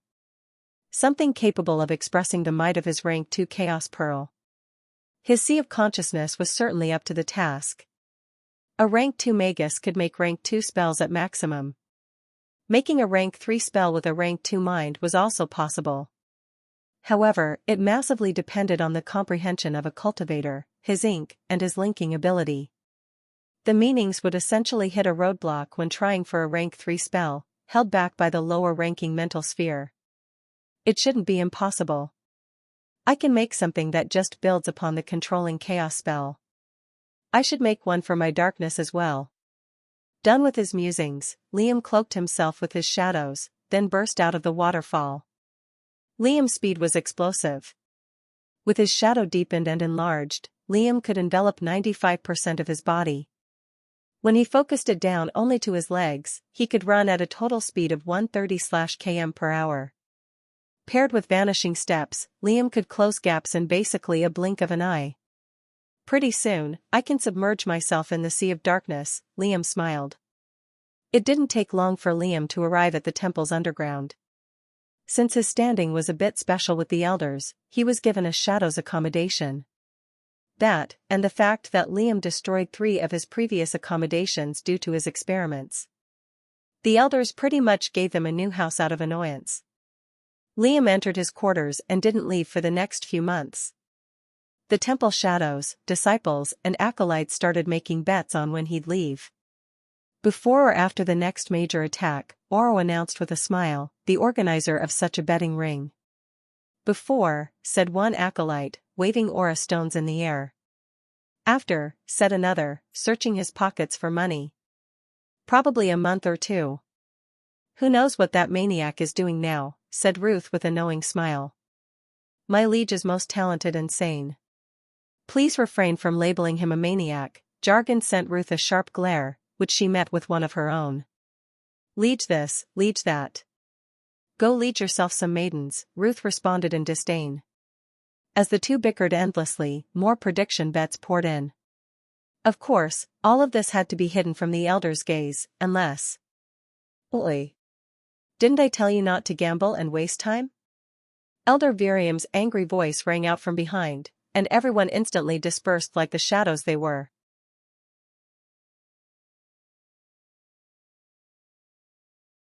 Chapter 237 Spells. Liam had 2 ideas for both darkness and chaos. For the former, he wanted it to synergize with his shadow. Something that could remove the illumination of a small area in order for his shadow to work at full strength. A smoke bomb, to be exact. Something like that required gaseous darkness, held together by a solid, darkness-made container. It had to be big enough to envelop Liam's fighting range, and last at least 30 seconds. And for the latter, he would just build upon the controlling chaos spell. Harnessing the power of his chaos required Liam to delay its destructive power. Otherwise, it would just be a one-dimensional energy that could only destroy. There had to be more to it than that.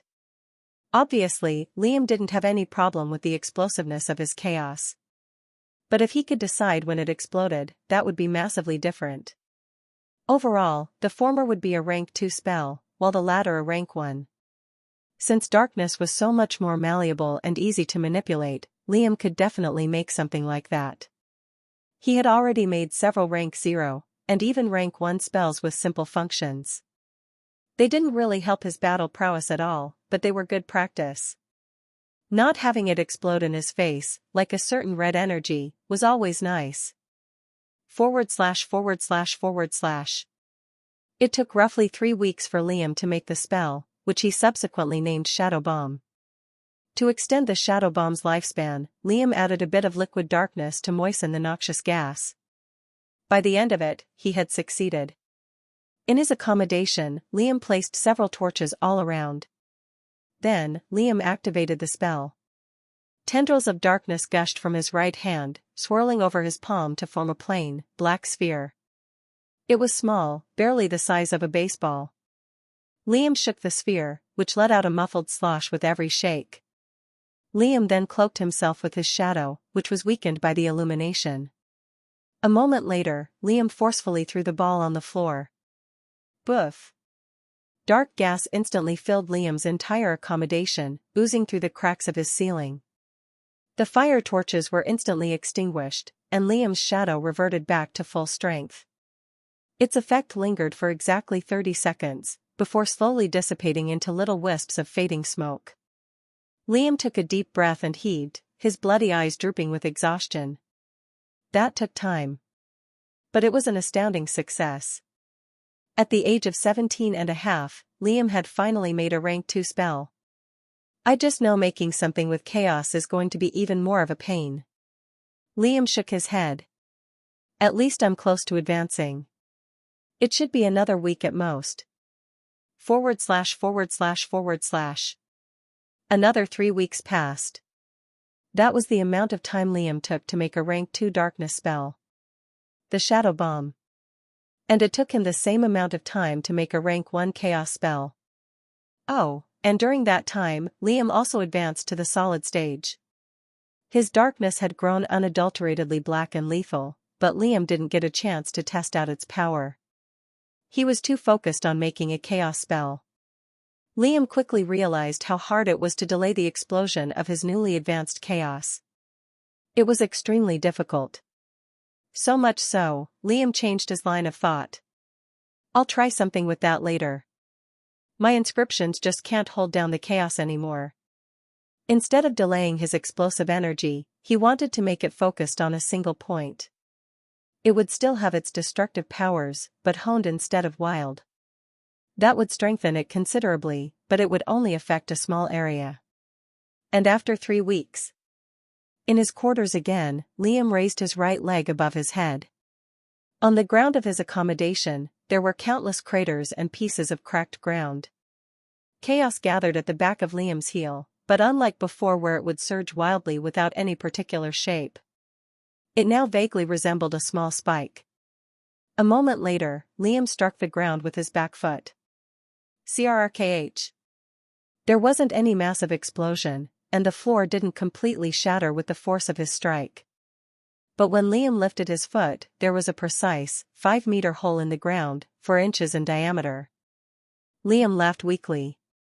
The destructiveness wasn't lost. It was simply honed. Focused Havoc. That was the name of Liam's rank 1 chaos spell. With all his responsibilities done, Liam thudded to the ground unconscious. ////. As Liam worked on making a spell for his chaos and darkness, unaware of the audience outside his home, several events happened within the following months. More and more royals were seen entering the Alalian mainlands. The temple wasn't aware of the nature of their discussions, but it was obvious what they were doing there. More hunting parties left the mainlands, and nearly every prefecture surrounding it. The bounty on Liam's was up for all to grab. Even those living in safe zones had joined the hunts in their greedy pursuit for that alluring 3 million. This put pressure on the temple.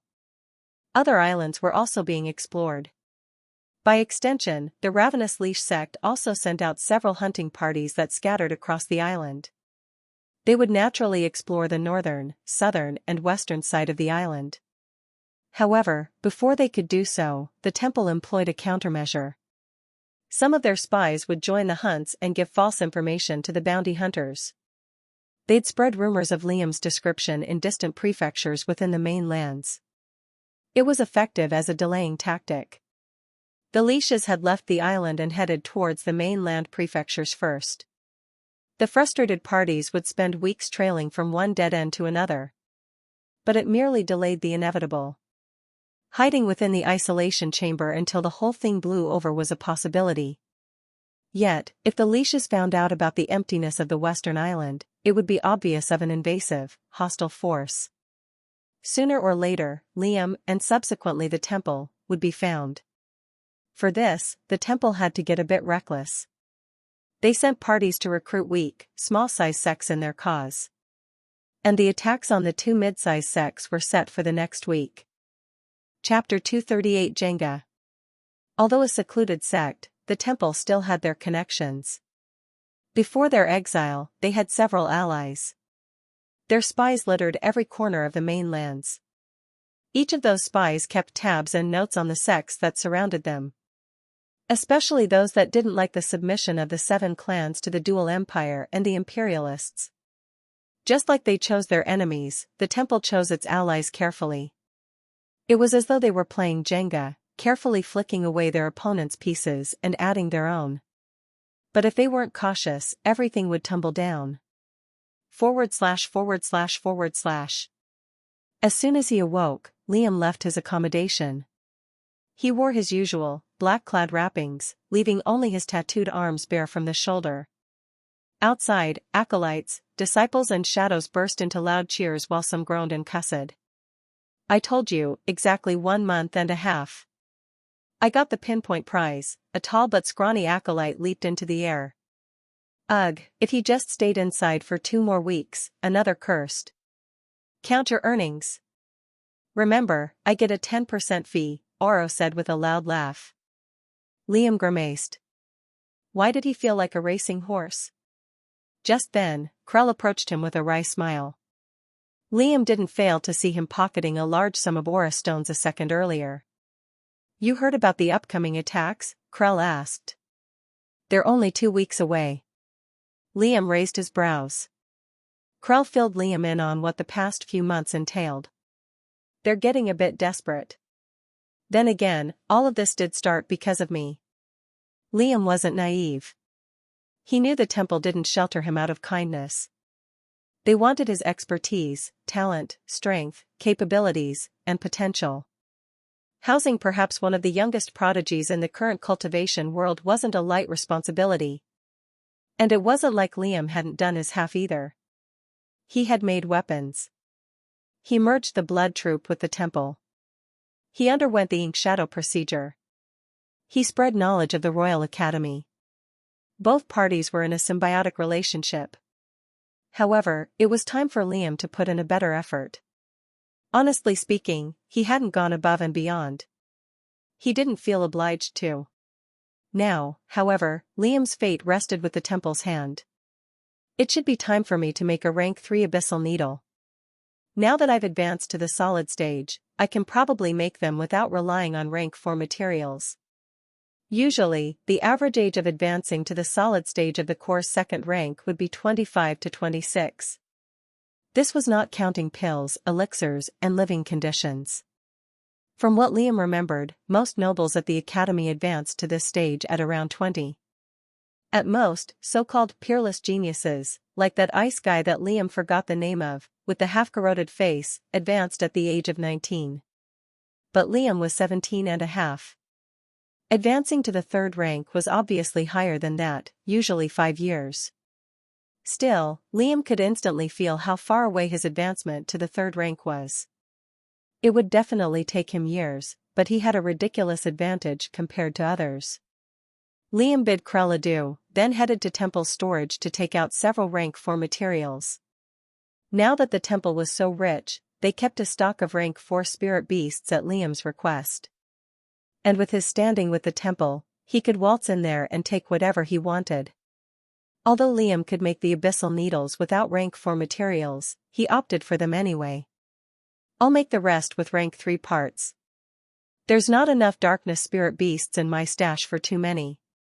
After taking the required materials, Liam had secluded himself again. More than a week passed. Those living within the mainlands were unhealthily obsessed with the name Liam Royce. His infamous notoriety had swept the mainlands like a raging wildfire. Still, there wasn't an official announcement from the 7 clans. They had allowed the bounties, but they themselves didn't care enough to join them on those endeavors. Meanwhile, the temple was growing restless about the 2 mid-sized sects they needed to take over. No new forces had joined their ranks yet. And if there was still no more added manpower, they would have to fight with their current condition. Just as the second week passed, 2 things happened at once. The Raging Wolf clan, a small-sized sector, joined the temple. Their patriarch had already covertly met with the 5 elders on their terms. After the elders deemed him trustworthy, their forces had entered the underground. The temple was an old ally to the previous generation patriarch of their clan, thus, there was already a friendliness between them. Now, the temple had 3,156 members. Among the new forces, there were at least 37 rank 3 cultivators.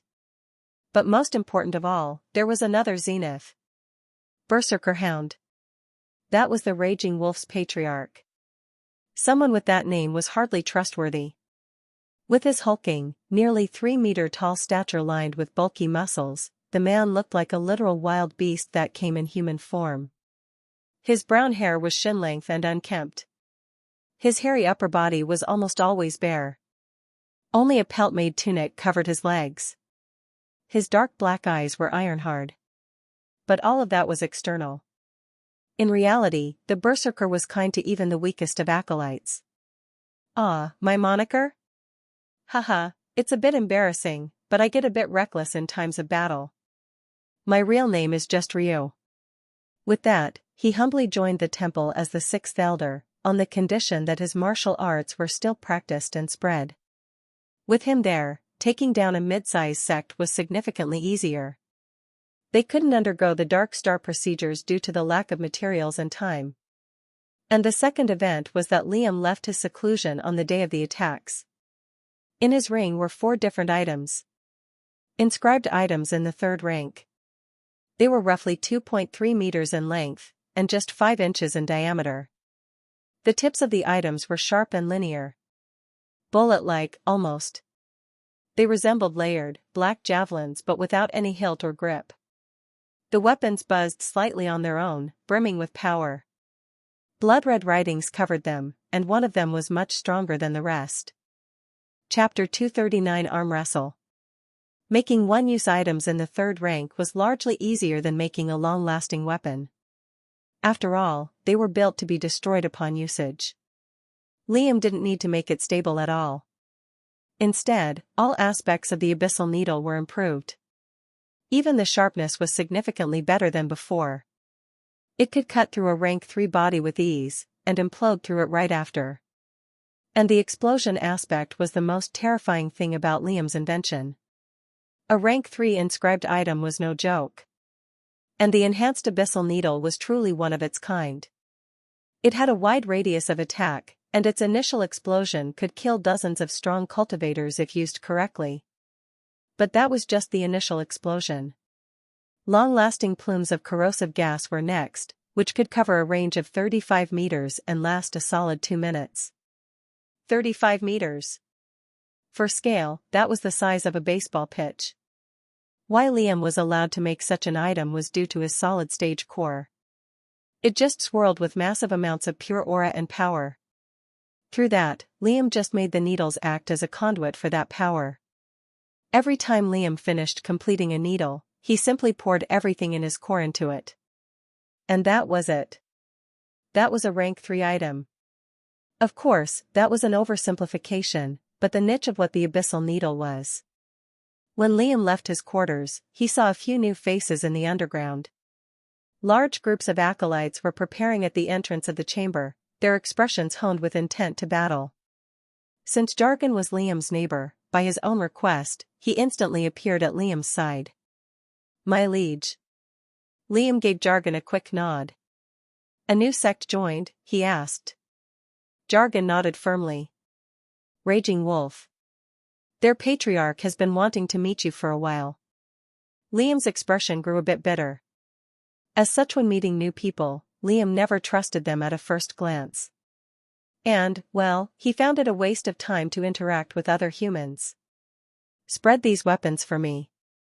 Give one to Krell, Ruth and Adrian. Keep one yourself." Jargon looked a bit taken aback.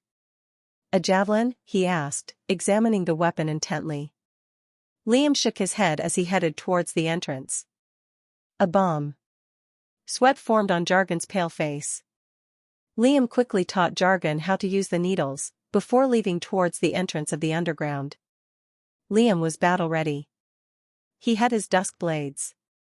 He had his rank 3 abyssal needle. He had rested well for his mental energy and core to fill to the brim. After 2 more attacks, and the attack on the Ravenous Leash sect will finally be over and done with. A period of peace would follow soon, Liam hoped.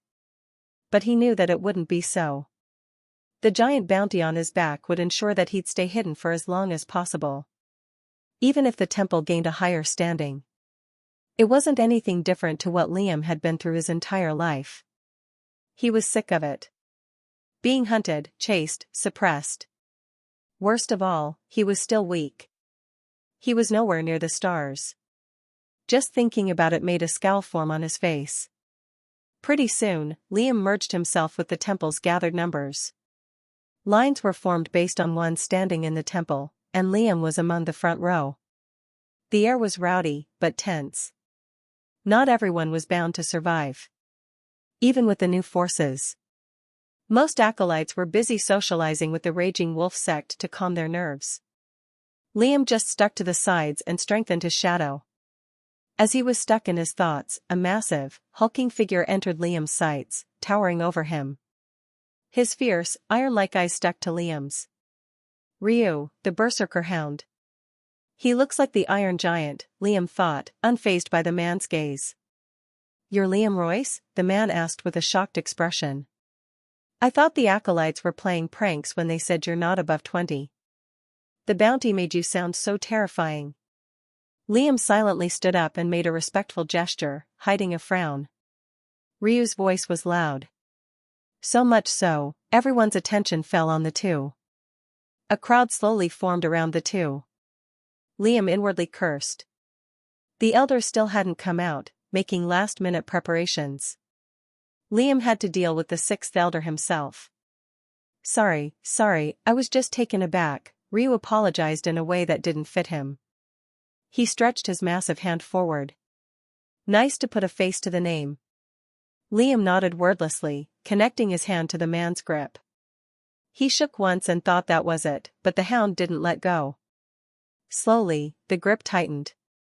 Liam realized what was happening. A toothy grin formed on the hound's face. This was a test of strength. They were going to battle 2 mid-sized sects shortly, and this zenith brute wanted to gouge an acolyte's strength? What a meat brain. Liam frowned. "You see," Ryu said as his grasp pressed harder. "My martial arts lets me know how strong a person's body is. And right now, you have a rank 4 body. I'm already amazed. But it's way stronger than normal. Why is that?" Liam's eyes almost narrowed at the giant. "Elder Ryu, I'm sure we can save this for another time?" More people gathered around, amused expressions on their faces. No. This is my way of becoming friends with people." Some already started betting. "Bring us a table," the hound shouted, his eyes not leaving Liam's. "We're gonna arm wrestle," he exclaimed. Liam's scowl turned into a grimace. The best way for men to become friends is through their fists. But since that's unfair, we'll settle for this. A moment later, a table was lodged between the two, along with seats for them to sit on. Liam was forced to sit opposite to the hound, adjusting his grip with the giants. Only their elbows touched the table. Ryu smiled widely. You ready? You're not allowed to fake it either. Liam's eyes were only filled with coldness. Chapter 240 Celebrity. Liam was pissed. He was beyond angry. It didn't really show, but he was seething inside. Jargon hung around in the audience, a similarly frustrated look on his face. Blood Troop members lingered around him. They wanted to intervene, but knew they couldn't. That would just taint Liam's image. Liam couldn't fake a loss either, even though that's what he planned to do. Whoever told him about me, I'm gonna cut their tongue off. Was it Oro? He'd do something like that for money. Meanwhile, the pressure on his hand got tighter and harder. Liam adjusted his grip. His slender hand was 1/5 of the hound's, but he managed to curl it around in an arm wrestling style somehow. Ryu let out a guttural laugh. You're getting serious, are you? Someone give us a countdown. Don't worry, I won't use any aura to strengthen myself, Ryu said. Liam steadied his grasp, and the berserker did the same. 1, 2, 3. Both Liam and Ryu clenched as hard as they could. KRKH. A grimace formed on Liam's face as he used every ounce of his being to try and sway the giant's hand. His muscles tensed and tightened, his sharp fingers digging into the hound's skin and nearly drawing blood. Just 3 inches of Ryu's hand moved to the left. But the hound was surprised, judging by his slightly widened eyes. A tense struggle between 2 hands ensued. One pale, slender, and lithe. And the other bulky, fierce, and dominative. Both vibrated uncontrollably, but Liam's hand was steadily being pulled to the losing side. Usually, that would be it. Liam would accept a loss and move on. But this was different. This was a challenge. There was no harm in trying a little harder. Tendrils of umbral shadow left the ground and wrapped around Liam's hand. His efforts helped center the struggle between the 2 arms, which tensely vibrated towards either side. Louder cheers and bigger bets were made. I'm already at the middle tier, and he's giving me this much trouble, the berserker thought with a bit of shock. Ryu was obviously holding back. Even a small-size sect didn't have something as powerful and lavish as a rank 5 body tempering method. Only his core and sea of consciousness allowed him to push towards the middle tier. But still, Ryu was in the middle tier. Liam was in the lower tier. It didn't make sense. Same rank or not, a higher substage was still a higher substage. It provided a decent leap in physical strength. But Liam defied that logic. Even as the hound applied more force, Liam somehow managed to match him every step of the way. Even if Liam used his shadow, it shouldn't have made that much of a difference. Needless to say, Liam earned Ryu's respect. But it was time to stop holding back. At once, the hound applied all the strength available in his towering body. Liam's hand was rapidly swayed to the side. He was going to lose. His hand was getting closer and closer to the losing side. Just as Liam tried to brace himself. Crack! The table splintered into 100 different pieces as his hand smashed against the table. Liam lost. The outcome was clear. Even with his half-Ashura strength, Liam couldn't defy all odds. A zenith was a zenith for a reason. Nevertheless, Liam wasn't disheartened. He contemplated using a semi-transformation, but it wasn't wise to. It'd be strange if Liam won, after all. The hound exploded into laughter, and the gathered crowd followed suit. I like you already. When this is over with, remind me to test your drinking ability. Liam grumbled in response, fixing his hand into place. There was no chance whatsoever he was doing that. Just then, the 5 elders left the temple and flew over. They looked a bit confused as to why there was such a commotion, but the berserker joined their ranks and began the briefing. A shadowy map showcasing 2 different sects at the same time formed mid-air. One of them had the statue of a golden crane erected in the center of their sect, and the other was made with walls that resembled towering black palms instead of the usual brick. Exactly 9 palms. The 9-palm sect, and the Golden Crane sect. In short, the temple would complete both attacks in quick succession. They'd bulldoze their way through the Golden Crane sect first, then follow it up with the 9-palm, since they were in close proximity to one another. No breaks were allowed. If some acolytes were severely injured, they could pull back and lick their wounds, but anyone else had to continue forward. For that occasion, everyone had prepared a stack of healing, strengthening, and enhancing elixirs. That is all, Elder Virium said, and at once, everyone left through the entrance to the isolation chamber. /////. As usual when the temple made their move, it was nighttime. The 9-palm sect stuck out like a sore thumb within their territories. They didn't live in a danger zone, but bordered a cliff towards the eastern side of the island. A shimmering black sea raging with tumultuous waves washed the side of the canyon, but a closer look revealed hundreds, and possibly thousands, of shadowy human shapes within them. The funny thing about the 9-palm was, there was no defensive formation guarding their sect. At least, on that side of the cliff. Naturally, there were a large group of border guards there, wearing black clothes with the embroidered logo of a held-out palm. They were huddled around a large campfire, drinks filled with alcohol in their hands. There were at least 24 in the third rank. Man, it's just eerie how quiet the island has gotten all of a sudden. Alale should just close their borders once and for all. I can't tell what the 7 clans are thinking. I agree. First that Liam Royce guy, and now the Royals. They're all cursed. Liam heard his name being spoken and couldn't help but shake his head. He'd become a celebrity now. Well, if one considered a murderous, self-harming and power-hungry lunatic hated by countries, he was that. Thousands of acolytes climbed over the cliffside, shrouded by shadow and basked in darkness. Just then, something hissed and popped over the cliff, followed by a sharp streak of black light shooting straight for the border guards.